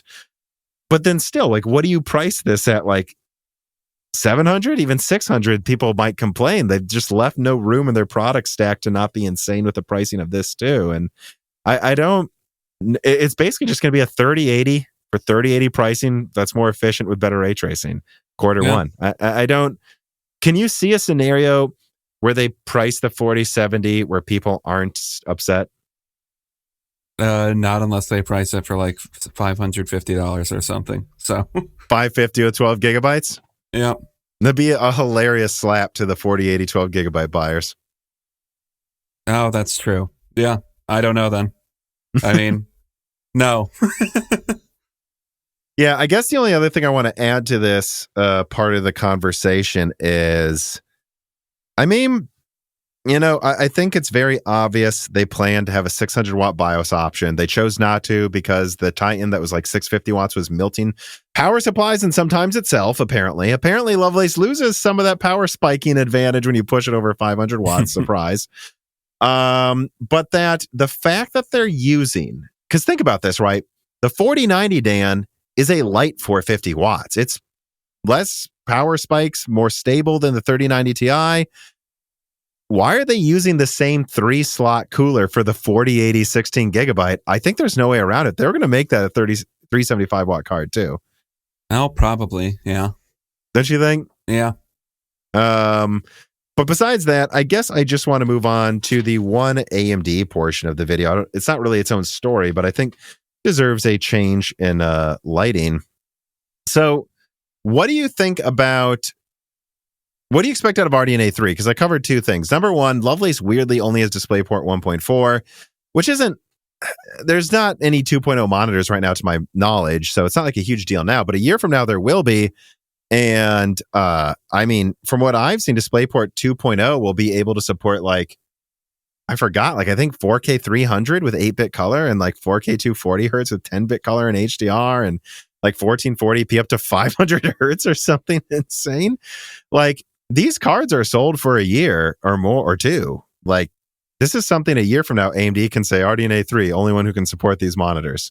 Yeah, that's true. I mean, that's a marketing thing. I don't know how much that matters because I frankly don't know if most people even pay attention to what HDMI ports are put into their graphics cards. I think they assume they put the right one in, quote unquote, if they even think about it, because I also don't know if a lot of people even ever think about the fact that there's multiple different standards for HDMI and DisplayPort that exist at the same time. Well, I would say this is a weird move for Nvidia, who usually is at the forefront of a lot of these DisplayPort options. It is. It's kind of a blow to the L6000, right? The L6000 doesn't even have an HDMI, so it's just limited to 4 DisplayPorts. Yeah, I mean, it is weird, and it's a weird thing to cheap out on because maybe I'm wrong, but I assume this isn't that expensive of a component. I don't know. I know HDMI 2.1 cost a lot. I don't know if it's a lot, but no, like maybe $10 more at first for some manufacturers than HDMI 2.0. So there was some argument there, but yeah, I don't know about DisplayPort. I guess I don't know.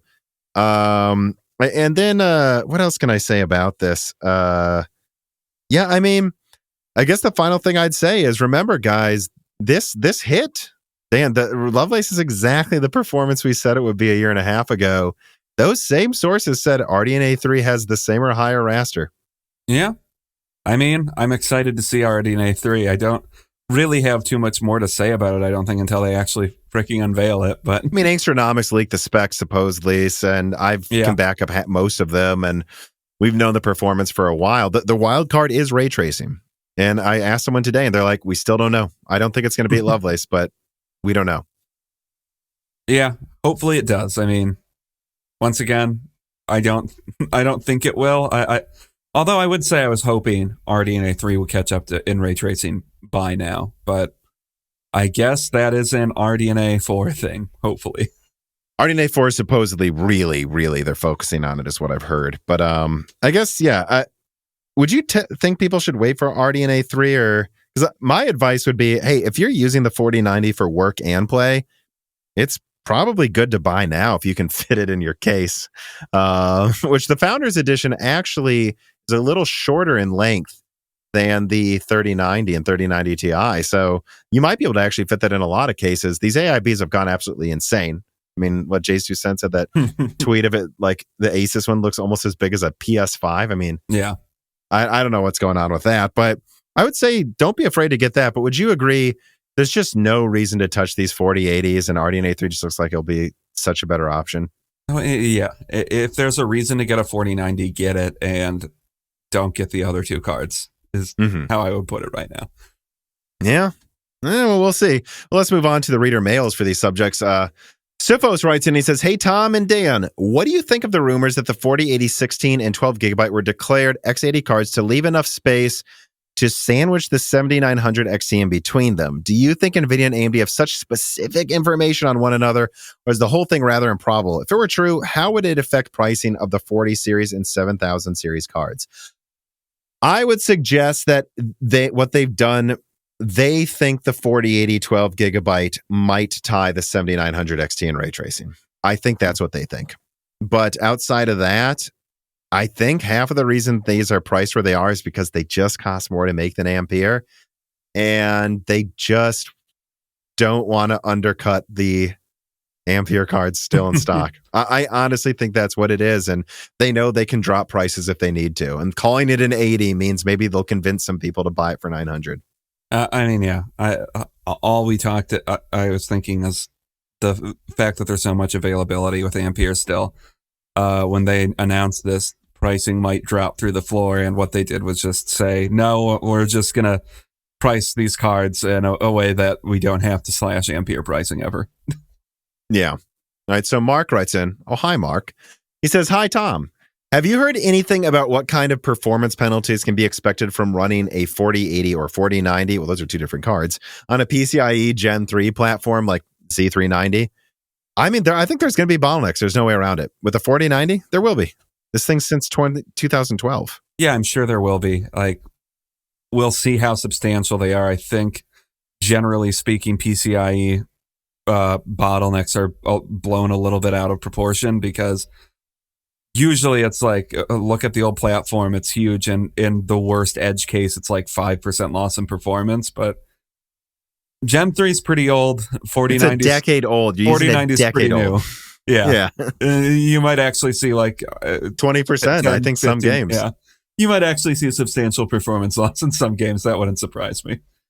Having said that, though, I think people misunderstand my point when I say that. And I remember even with RDNA 2 and the 3090 with PCIe Gen 3, there are a couple games where there was like a 5% loss or something, especially with RDNA 2, I think. You know what, guys? There's always a bottleneck in your system. So I have a 3950X. I'm going to put a 4090 in it, 99% chance. And in most games, it will make no difference. In some games, even below 120 hertz, I might get a 10% drop. Mm-hmm. Does that mean I'm going to build a whole new system for that? Probably not. What you have to think is you can get a 4090 now. If you will make use of it now, make sure you have a powerful monitor. Like I have 4K 120 hertz, and I will use it for work. But if you do, then you can use that now and then upgrade your platform in a year to Zen 5 or Zen 4X 3D or something, but there's always a bottleneck. So do I expect one? Yes, of course I do. But whether it's 5 or 20%, you're always going to have a bottleneck, right? Yeah. Q for Kumbo writes in, says, hey, Tom and Dan. He says, hey, Ton and Dam. Oh, very creative. He says, with DLSS 3 effectively being a super frame warp, how can we trust any NVIDIA performance slides ever again? What is stopping NVIDIA from arbitrarily cranking up the number of interpolation slides between real slides and claiming the 4, 8, and 16x times and improved frame rates with this. Nothing. I mean, I think the thing that's stopping them theoretically is if they started doing 3 interpolation slides for every frame for every real frame, the game would look like shit. But but it already doesn't look very good, or it seems like there's already seemingly some pretty huge hits to image quality when they're just doing that with every other ish frame, it seems like. So I think that's what it is, but also, I mean, I don't really trust any of NVIDIA slides. I'm skeptical about every slide NVIDIA shows for performance. Like, I think I've been pretty open about that with every slide we've discussed from NVIDIA that we talked about. And I think today. people think when I get excited that the 4090 doesn't seem to absolutely suck. Maybe my expectations for every launch now is just so low that the fact that it seems like the 4090 doesn't completely suck is what makes me excited. But again, those 2 to 4x slides, those ridiculous slides, it's like, oh, but my brain just doesn't even remember them. It's like useless information. So there's nothing filed. It's like, oh, yeah. I'm like, oh, but no, this is what they said here. Yeah, I know that wasn't the other 3 slides that said bullshit, but I just don't even pay attention to those anymore. Yeah, and I'll say, if NVIDIA stops doing that, I'll stop I'll stop being suspicious of their slides. But they need to stop doing weird things with their slides. Weird shit. It's like, what are you doing? Why are you hiding this information from me? It feels like you're hiding it from me, at least. Yeah. And again, what I put in the notes for that question was, let's just cross that bridge when we get there. Do I think they're going to show some 600% increase in performance in one game and be like, look, it's worth 10 grand. We're charging only 1,600. Yeah, they might. But that's why we have reviewers to keep them honest. Yeah. Hopefully. This fall, where you're trying to stay warm and avoid scary activation fees for Windows software, consider using CDKeyOffer.com. CDKeyOffer.com is a long-term sponsor of Moore's Law is Dead and its community for any time anyone in this community needs legitimate Windows keys and doesn't feel like paying excessive monopolistic licensing fees to get access to them. But that's not all they offer either. They also have great deals on PlayStation, Steam, Origin, and Uplay keys, and physical products like gaming chairs and keyboards as well. They are always running sales, but make sure you use the best codes possible provided for the Moore's Law is Dead community. Use the link in the description or on screen, and then use the code BROKENSILICON to get 25% off Windows codes or Dieshrink for 3% off everything else on the website. This really does help Moore's Law is Dead when you use these keys and click these links, and it helps you pay reasonable prices for products that, let's face it, you just kind of need sometimes and you don't want to overpay for. Go to CDKeyOffer.com today.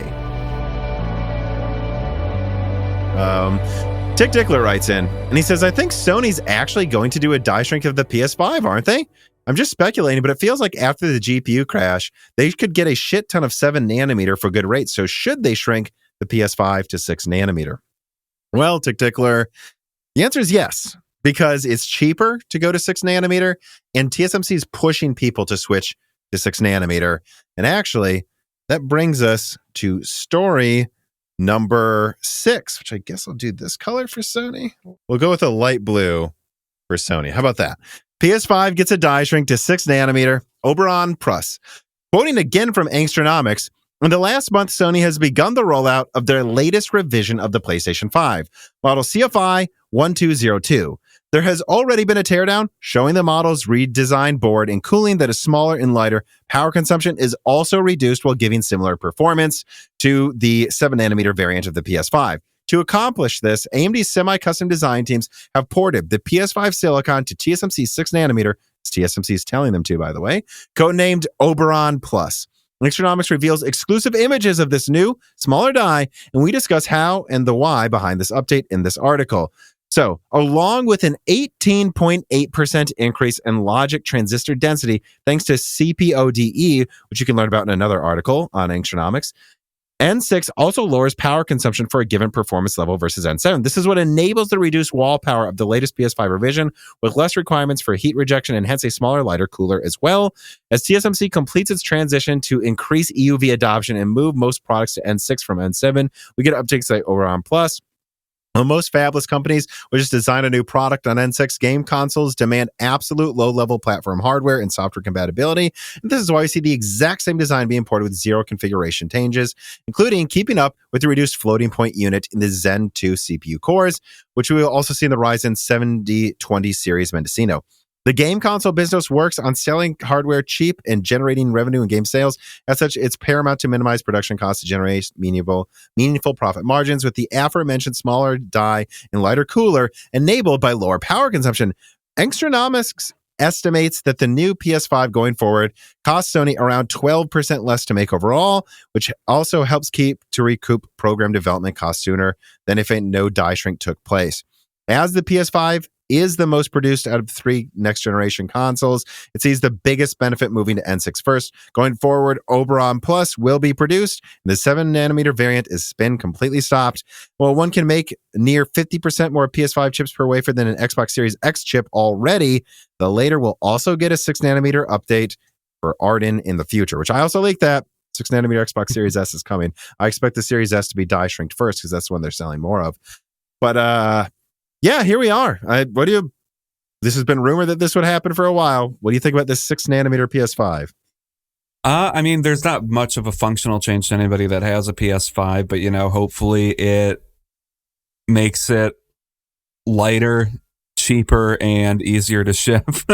Because that's still this generation, especially at the PS5, the biggest challenge they need to overcome is being able to sell enough of them. Yeah, I mean, and I think what's really interesting about this is I've seen people say, oh, 6nm is not really a half node shrink. And it's like, well, what we're looking at is a perfect case study of someone who didn't go for anything but density. And they managed a 19% smaller die going from 7 to 6, and it still uses less power. That goes to show what's possible on 6nm if you actually design a new product for it. Because my understanding is the 6500 XT didn't get as many benefits as it could have going to 6nm from 7. But we know Navi 33 is on 6nm. And so now we know, at a minimum, they could probably get a 6700 XT 20% smaller and clocked a little faster if the architecture was designed from the ground up to maximize 6nm. Yeah. I mean, it's not as big of a node shrink as yes, some of those massive increases you see from Intel when they they get to a new node, but the tiny incremental node shrinks or density increases that TSMC is able to get year over year is still impressive. Yeah, and the only other thing I can think to bring up about this is it's interesting they're still shipping it with that gigantic chassis. Sony typically releases a slim model around now, right? I mean, that's typically when a slim model comes out. And this seems to be the perfect die shrink to switch to a new chassis, and maybe it still will be ultimately the SoC that goes into the PS5 Slim. But for some reason, they've decided not to announce it yet. I can't think of why they wouldn't. This is perfect timing to release their slim model. And I don't think they will, but it would be nice if they cut the frickin' price by $50 or something, but they don't need to. You're saying it'd be nice if they cut the price?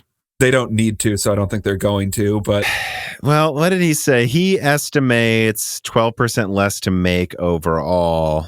Yeah, but I know that some costs went up. Some of those costs have come back down again. Yeah, I guess we'll see.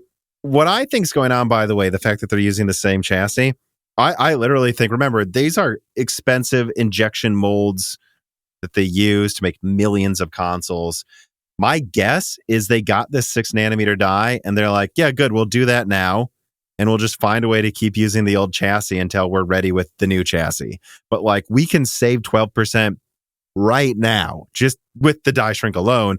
Let's get rid of 7 nanometer, switch to this, and then we'll get working on the Slim. So I don't know when the Slim's going to come out, but you have to imagine, like, at this point, this thing requires, like, they've already cut the cooler, like, weight in half, I think, on last year's revision before even moving to 6 nanometer. So my guess is they can make this thing at least half as big, which saves on shipping costs, production material costs, probably some assembly cost savings there because they don't need as elaborate of a vent and, fan and cooling design with how much less energy this uses.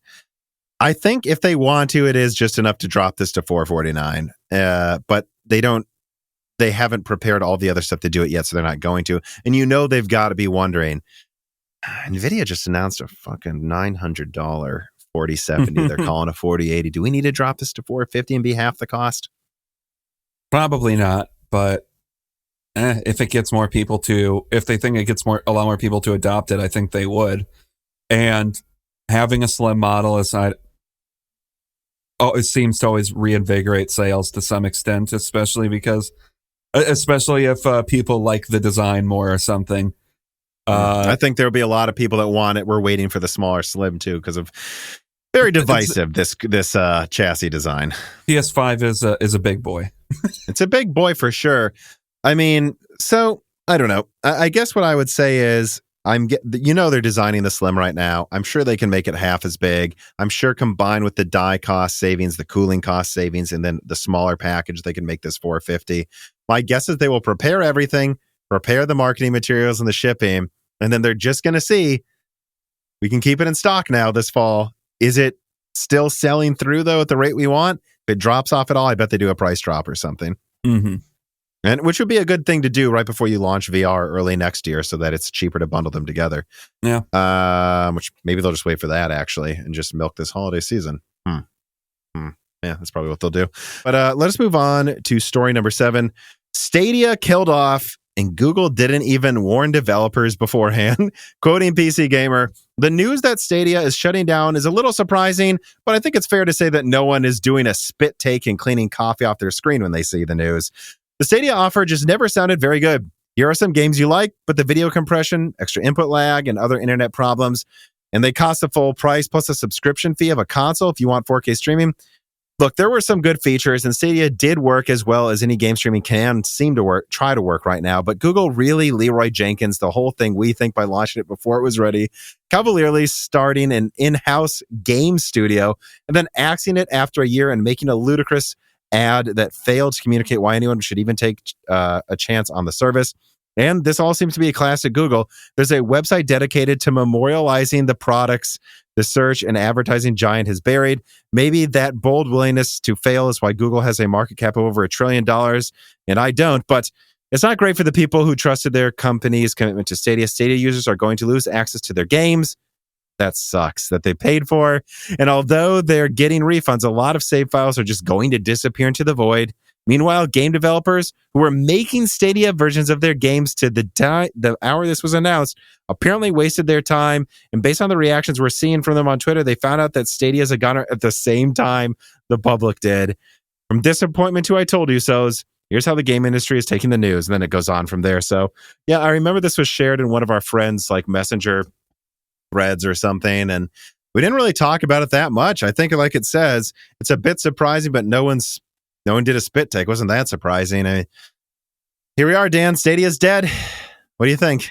I mean, that's what these companies that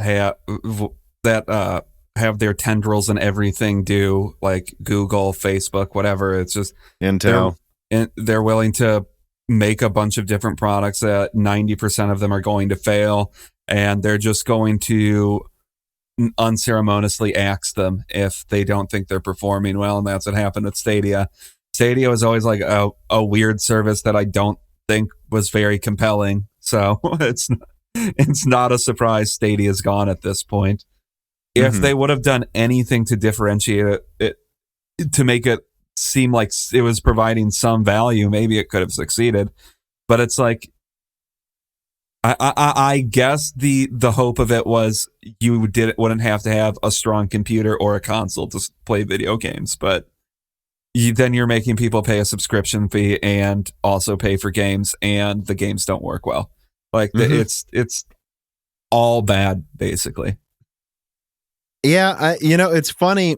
When Stadia was first announced, do you remember the amount of people saying Stadia was going to put every company out of business and consoles were like, it was inevitable. If they would have executed something interesting, like it could have been more of a threat. Like if they had done some of the ideas like we talked about, even that were potential, like having streaming integrated into YouTube, like with reviews for video games or something. Like you get free trial periods, you can play it on like right outside of YouTube, or leave it and play it, go from YouTube and play the game you're just watching the review for.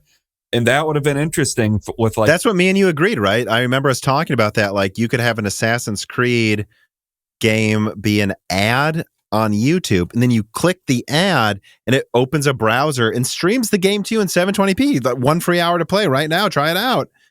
But I think they were just starting to pilot that right before they canceled it. And I'm like, that's the whole service. What are you doing? Yeah, and I don't know. They just didn't have any clever monetization for this. So it was just you buy games and you pay a subscription service. This kind of just sucks from both ends then. Yeah. Monroe writes in and he says, with Stadia shutting down, do you expect other cloud gaming services to also shut down, such as GeForce Now, PlayStation Now, or Xbox Cloud? Do you think this sort of service will eventually become successful, or does Stadia's downfall prove it's a bad concept? What's your answer, Dan?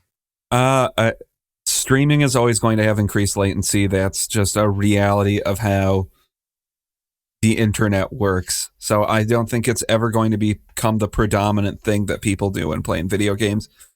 Maybe it gets good enough at some point where people do. I don't think any of those services are getting axed, though. I think those are all seen as pretty supplemental services to a main thing. Like PlayStation Now is a thing that you have if you have enough free time to want to stream some PlayStation games. And I feel like that's the same thing with Xbox Cloud. I just think having it as your main console or point of service makes no sense, at least at this point. Yeah, I mean, if I look at how much it costs, you had to pay $130 for a hardware starter kit at first, and then $10 a month. So, like, this is a debate I had. That was funny. This was a debate I had the first time John Petty came on the show, where he was like, I think this is the future. And I said, I don't. And I said, because you'll always make a better box. You'll always make a better box. Yeah. This is $130. I'm looking here, and $10 a month. I'll launch on November 19th, my birthday. Which, not a very nice birthday gift to me, Google. But, like, if you think about it, like, $450 we're saying the PS5 is about to be. So for $450, you're playing locally. Better graphics than whatever Stadia is streaming you, and there's no latency. Mm-hmm. Like, how can this ever compete with that? And my answer is, well, Nvidia has all of these servers, and they make their own cards, and so that's easy for them to afford to offer as a bonus. Same with PlayStation Now. Same with Xbox Cloud. Like, yeah. I think these only work as supplemental things, because clearly it's just not cheaper than giving someone a 200 or an Xbox Series S, frankly, probably a better experience than the cloud. And that's like what, $250, $300 now? I don't even know. And so, like, basically after 1 year, you're paying more than about the same as an Xbox Series S anyways. It doesn't make sense. Because think, how are you streaming these graphics? You have to have the hardware somewhere that's the same as what the box would be. So you're just adding a middleman that adds latency. Like, it's stupid. Yeah, and with 3 years, you would have already paid $500 for this thing, and that's just for the streaming capability and the stupid box they make you buy. So the value proposition, you buy an Xbox Series X or a PS5, do you think you're going to use it for more than 3 years? The answer to a person is yes. So I don't know what you're expecting out of this, Google. If you could have axed the box and charged $5 a month, maybe you have something, but that's it. Well, and the prospect of losing your library, which it looks like they're offering some form of refunds, but not complete refunds. Well, they're offering refunds, but you're going to lose saves and everything that you had stored on Stadia. So, and you don't get the money back for what you paid per month. No, which I guess is expected. But are they totally refunding everything they paid for the games? I believe so. That's what it kind of sounds like, but it still makes you think about it, right? Like, why do people buy games on Xbox or PlayStation or Steam? Because your library isn't going to vanish, because those companies are probably never going to go out of business, and they don't have a history of canceling these services because they've been around for decades. Yeah. And anytime a new experimental streaming thing pops up, I don't know how you don't look at Stadia and go, I don't want to risk my library and saves disappearing. I still play Fallout, like some games that are really old and still have saves I go back to, like hundreds of hours in a Fallout game or something. And the idea of that just disappearing because I chose the wrong service is ridiculous. So no, I'm going to choose it on Steam, Xbox, or PlayStation. I'm not trying this, we just keep seeing this happen. Yeah. Whether this or on live or whatever that was called. Alrighty, let us then move on here to the final wrap up. These are the stories that don't get their own stories, but are worth mentioning. So the A4000 is now $500 on eBay. I've just got a few links in the description for like the price that some of these cards are going down to. And it's hilarious. I mean, we're seeing the 3060 Ti drop to almost $350 used. We're seeing the A4000 that used to be $1,200 be $500. That's a 16 gigabyte card with 3060 Ti performance for the same power consumption as a 6600 and professional drivers. I don't know. Like it's getting pretty nuts on eBay, but I will say it's starting to level out a little bit, I think. Yeah, I mean, it's going to have to eventually, but once again, when, like you said, this is becoming a buyer's market, Yeah. Buy a card if you need to. Well, and we've said this, I suspect it's going to level out now, but then in November, right before RDNA 3 launches, it's going to buckle a little more as people go, it still isn't sold. I got to get rid of these. And, you go right now, there's 3060s being sold in bulk for like $280. So if you need a budget card, there you go. 3060 12 gigabyte, $280. Yeah. RTX 6000. Yeah, I want to talk about this just for a second here, actually. The RTX 6000, for some reason, they're not calling it ATA 6000. They're not calling it L6000. They're just calling it RTX 6000 again, which I've heard several people who do distribution and buy up these cards for like servers or their developers that they are pissed that they use the same name. They're like, well, now what are we going to call this? Also, it doesn't have NVLink. What do you think about that? I mean, I really don't know, man.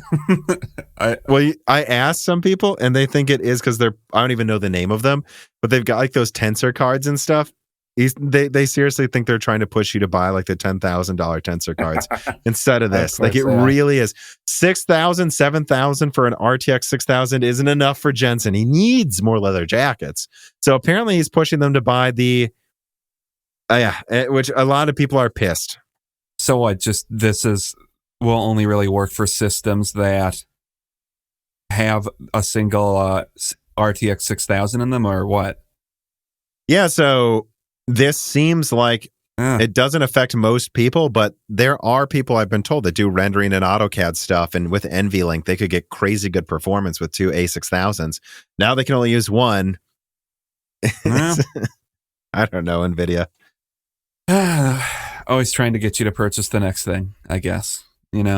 I can just not imagine how expensive his leather jackets are at this point, what he can afford. But yeah, Nvidia also, though, on the note of Nvidia, is ceasing all activities in Russia and is relocating employees, just like Intel went out of their way to help people get out of the country. And again, there's only so many people that can do this work on Earth. So like, it's worth helping them just for good altruistic reasons, but also just selfishly.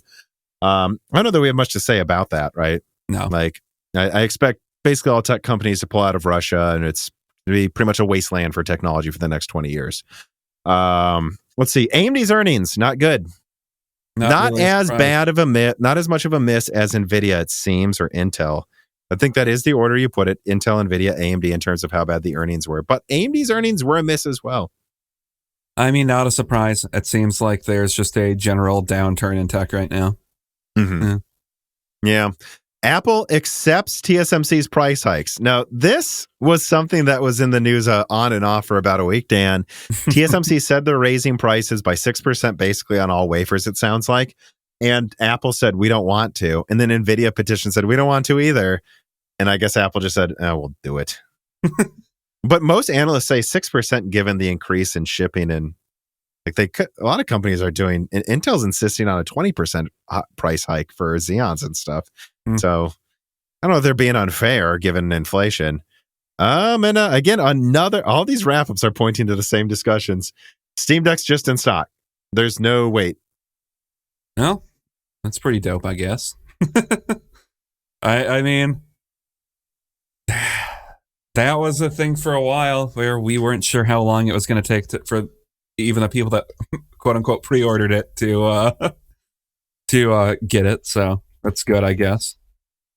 Indubitably. Well, let us move on then to the final reader mails.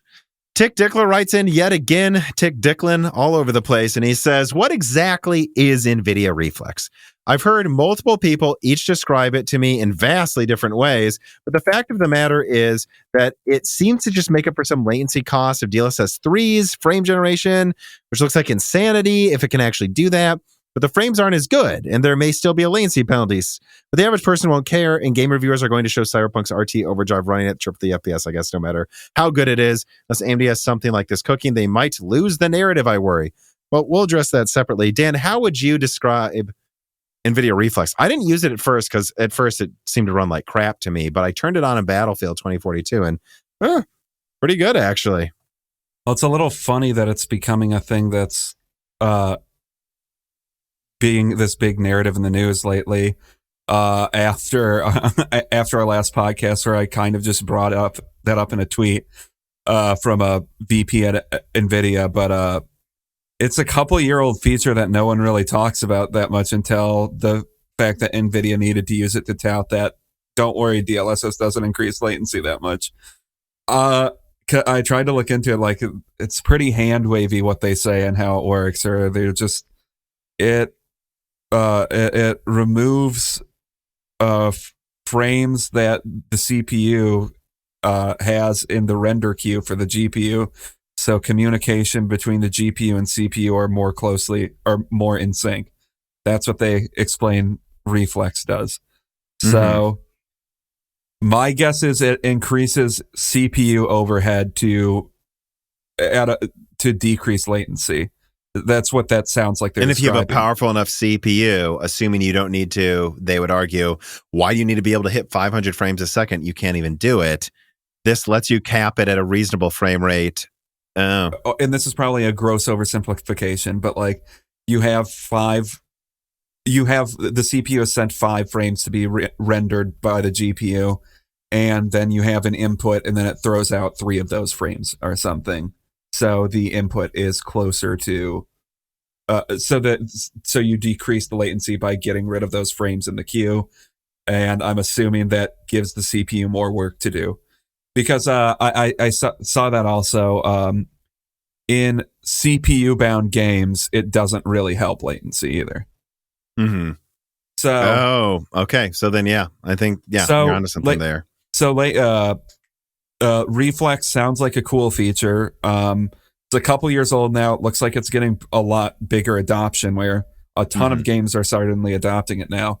But I think it's mainly just being marketed because they can say with DLSS 3 and Reflex, you get the same system latency that you would get if or close to the same if you didn't have DLSS on at all, which the unspoken half of that is, if you just didn't have DLSS on, this would have way lower system latency. Yeah, I know. But so what do you think about DLSS 3? We've talked about it in depth before. I don't want to dwell on it too much longer here, but he's like, could AMD lose the narrative if they don't have an answer to this? It's hard to say. I mean, I think I want to see benchmarks and what the general consensus is on DLSS 3, because as of right now, I'm skeptical on if it's actually a good feature. But if people think like get that added smoothness at the cost of latency in single player games is worth it, and it generally doesn't add a bunch of terrible artifacts like you saw in the Spider-Man game. I think that'll be a popular feature, even though it's not increasing latency. I mean, even though it's not improving latency. Yeah. Which again, that's going to be one of those things where people have gotten mad at Hardware Unboxed for doing this, where like he focuses on one thing and then he'll do a separate video, or he'll let Tim do a separate video for XE super sampling. I kind of hope he does that with DLSS 3 as well, because I think if the 4090 is good in its own right, that's why you buy it. And then DLSS 3, let's really get into the nitty gritty here for 30 minutes and see if this thing is really worth talking about. And that's what I hope they do. But I will say that could be one thing that botches some of the 4090's coverage, is if DLSS 3 sucks. Which we'll see. I hope it doesn't. I hope everything's good always. But I do wonder if DLSS 3, if it sucks, if it could just ruin the DLSS name needlessly. To an extent, I feel like what they're doing with DLSS 3 is DLSS started out having a little bit of a shaky reputation, but now by the time it got to 2, it was stellar, because DLSS by 2, and especially like 2.3, is a great feature that is being adopted increasingly adopted in tons of games. And I think they're using the branding of DLSS to launder a different feature that, frankly, I think for a lot of single player games, that added smoothness might be worth it to people, but it's just not DLSS. And they're pretending it is, because DLSS is a good brand now. Yeah, well, with regards to AMD losing the narrative, I feel like it's not going to have so few drawbacks that AMD can't counteract it for at least a couple months and get something working. And I don't know how hard it will take, but let's keep in mind, we've had interpolation tech in tons of devices for decades. So, I mean, there's even console games. One developer told me, "Oh, we did this in a game for the PS2 or something." I think AMD can do this too, but they need to have an answer, and they always need to have an answer to everything NVIDIA's throwing out there. All these curveballs. Well, I mean, if you get FSR 3.0 and that essentially puts it in parity with DLSS 2.4 or something, being probably a little optimistic saying that, but assuming that happens, okay, well, what if NVIDIA can just say any game that has DLSS 3 and FSR 3, DLSS gets double the frame rate? Yeah. Because they're just adding twice as many quote unquote frames. Yeah, you could almost wonder if this is them preemptively getting ready for FSR 3.0, which could be hardware accelerated by RDNA 3. Like they could say, hey, look, there's no loss in image quality. And now it doesn't just give you like 20-30% more performance like FSR ultra quality does right now. It doubles your frame rate if you have RDNA 3 and there's no loss and there's no increase in latency, or there's a minimal one. And if they do that, NVIDIA will be like, well, we have a small increase in latency, but we quadruple performance. You could see that being a scenario in a few months in the online debates. Actually, though, I am curious, now that I'm thinking about it, that increase in smoothness people are interpreting from when they get to a higher frame rate. I wonder how much of that is just you're noticing a decrease in latency. I think we're going to find out. We're going to find out, actually. And I'll have a 4090 here, guys. We'll find out.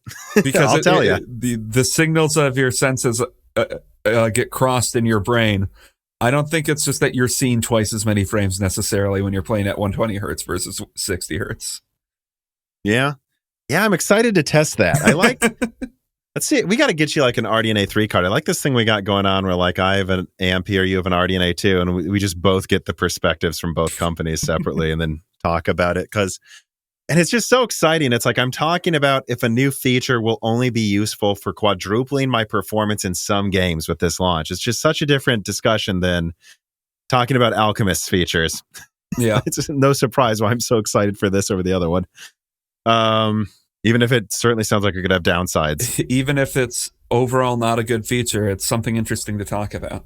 Yeah, that doesn't seem like a complete waste. TSMC Peyton writes in, and he says, howdy, Tom and Dan. With each new generation, the performance ceiling rises. Simultaneously, the performance floor has been relatively stagnant. Does this inevitably increase the number of product segments? How might this trend buckle finally? Thanks.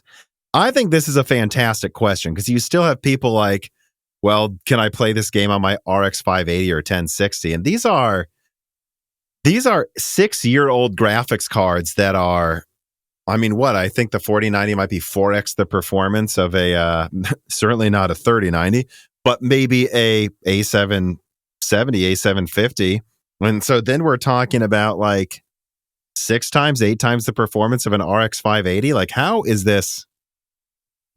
Like, what are we, like, when is something going to give and the minimum cannot be a 580 or a 1060 anymore? And we have graphics cards so much wildly stronger. It's ridiculous. I mean, I think people that are holding out at 1080p still, they're just not going to increase it. They're just not going to increase their resolution and their graphics card performance until shit starts breaking. You know, which our friend's 480 broke, and that's why he had to get a 6800 XT a few months ago. Yeah, it's like, I think there's going to be maybe they could keep making a replacement card every year or two. I mean, every generation for the people that are still gaming in 1080p. And like, we made that joke when the 6500 XT was announced, where it was basically a flowery way of saying, we found that some gamers don't like getting a better card every year. And like, that's kind of how they phrased it. Like, to some extent, I think that's true. Like, if you could just tell someone, listen, man, performance isn't ever going to increase again. The pixels at 1080p are saturated with the lowest end card, and your card's going to break every 4 years, and you need to pay $100 for a new card. I think that's going to be 2060 performance, by the way. I don't think 480. I think 2060. You're right. I think we're going to reach that level eventually, and there are some people that are adamant that 1080p isn't any worse than 1440p or 4K, and some of those people are going to put their money where their mouth is as long as they can. Good for them then. Soon you'll be able to get 15-watt graphics cards or like Phoenix, which Phoenix should be like 1650 or something performance. Or so realistically, at some point, that's not even going to 1660 maybe. Realistically, that's not even going to be discrete in the next few generations. That will just be like an APU that you would get for that if you build PCs and don't care about getting better performance ever, which is a very small Venn diagram with very little crossover, I think, but I'm sure there's some of those people. Yeah. Well, I played around with the 3050 a lot, and that's basically a 1660 Ti in performance, which I think Phoenix is going to be close to that, depending on how much power you give it, like 1660 performance. I can honestly say it blows away 1080p, so we're getting close to the point where, but then Phoenix isn't that cheap. It's on 4 nanometer. But still, you know, we are getting to that point, though, where APUs are just going to be like, hey, if you're on 1080p, like, there is no point, guys. Yeah, and I just think the answer is what's going to force product segments to collapse or something. Like, I think it's when people are at a point where they're like, I might as well upgrade to something that's better than what I have now. Because I think really what you should be doing when you build a PC is you should be getting something that will be good enough for your monitor and not exceed your monitor by some absurd degree unless you're planning on getting a new one soon. Because like if you buy a 3090 and you have a 1080p monitor, you're a moron. But well, or you're a reviewer on a mainstream website, as we've found. but like other than that, I think every time you have monitors that release at a higher resolution with a new higher resolution, so like when I guess are we going to move directly to 8K from 4K, or is there going to be like some 5 and 6 monitors? So I think I don't know. I can't imagine 16K will be a thing anytime soon. I think you're going to start seeing some boutique 5K and 8K monitors next year, but I would honestly be surprised if there were more 8K than 5K. Like maybe there will be, but I just can't. Already 4K looks good enough to me. I can see the difference between 8K, but I think I would just stop at 5K personally. Yeah, and I think that's what's going to happen every time a new higher resolution comes out for monitors. I think you're going to have some people that upgrade and some people that increasingly just say, listen, man, I'm holding out here. And I think that goes all the way across like the general range of resolutions you see in PCs today. So I think there are going to be holdouts at 1080p, holdouts at 1440p, holdouts at 4K, holdouts at 5K, holdout, and people that always want the newest thing and we'll get 8K year one. Mm-hmm. Yeah. And I think you're right. I think that minimum's going to buckle next year because look, all the 580s are going to start breaking. They already are. Friends did. And they're going to have devs go, hey, look, guys, seriously, the Xbox Series S, which is like a 590 basically. Well, maybe it depends. But the PS5 is the minimum. We already have Xbox Series S games that have 720p anyways. So they'll say, look, the PS5 is the minimum. It has a dynamic resolution between 1080p and 4K. Most of the time, it's closer to 1200p. And that's the minimum for 60 hertz around there.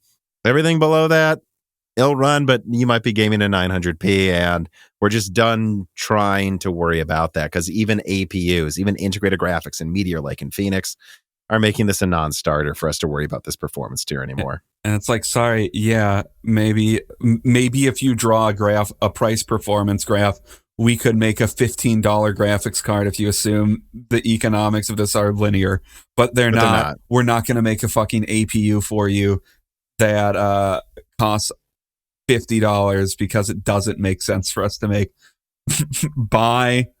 Spend $200 on the APU or something.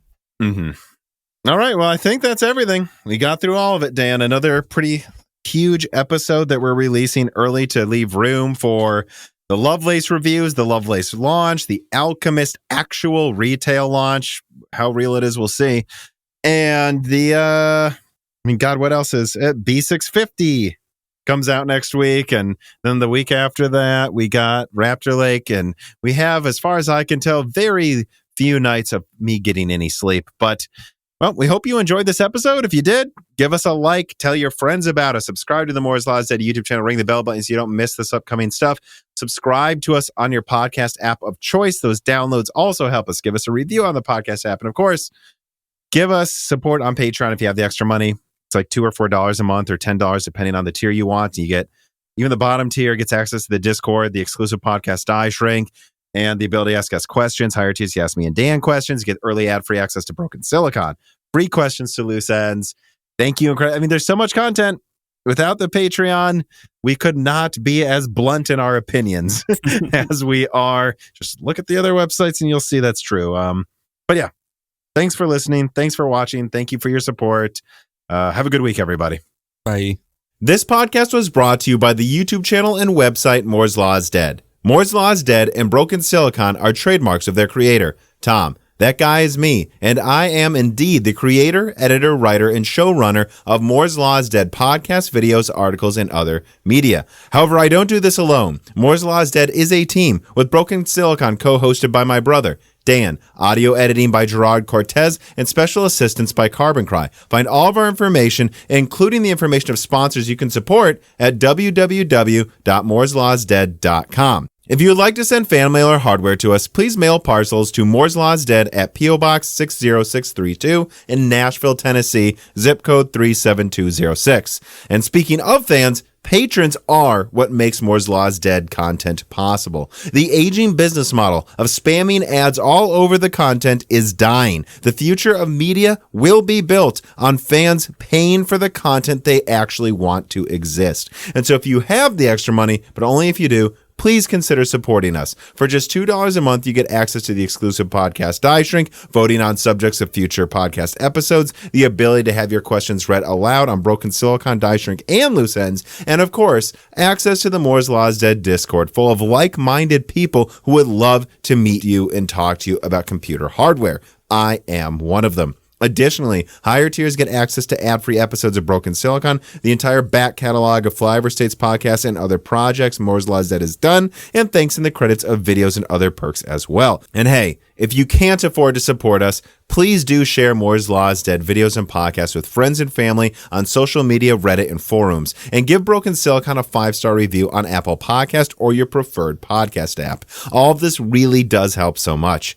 And if you'd like to advertise on the podcast, hire Tom for consulting, or are a person of interest who would like to be a guest, please reach out to the email address mlhbdead gmail.com. But as I said, this podcast would not be possible without its patrons supporting it, and so now it is time to give a personal thanks to the greatest of the fans. The following supporters are at the 10 gigahertz or higher producer levels: Brad Medlin, Drita Full, AV, Anthony Gareffa, Greg Pataki, Mohammed Al-Kawari, Brett Jones, Aaron Close, Little Germany, Jan Rauner, Daniel Hyde, Shredbird, Brian Riggleman, Dr. Foreman, Sam Miller, Deke, Thomas Rupp, The Mechanical Philosopher, Terrence Harrod, SNES Chalmers, Tom Bailey, Greg T. Wanchik, Andrew S., Frank Zielinski, Zaniel D., MJB1, Eric Jackson, Justice Brennan, Sammy Good, Valko Malev, The Boss Haas, Nicholas Buckner, Spantum G. Spantum, Jonathan, Lord Starstream, General Drips, Blake, Franco Frederic, Matthew Lazier, Jensen Wang, Nathan Mose, Aziris, Gregory S. Acker, Dominique Koch, Jake Dude 23, Jake Martin, Cameron, Christian Lavoie, HeartForum.com, Original Ross, Slicky, Lance Bassler, David Cowden, Ricky Tan, Christopher Butler, GZ Ziggy, Sarcastro, Evan Hart,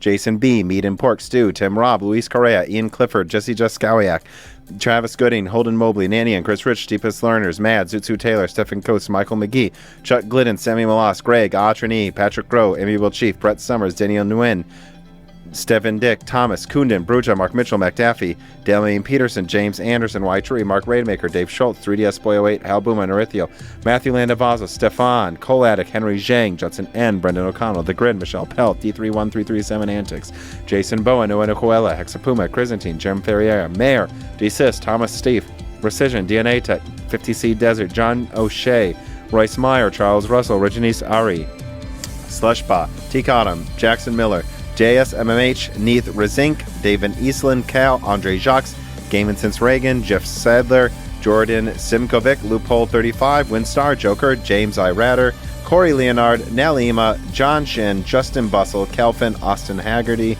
Roger Davies, Shea, Julian Leaked, Corey Chappelle, Evan Dingle, C2, Timothy Baldridge, Samuel Park, Radeon Technologies Group, and of course, thank you to Sahara for the music.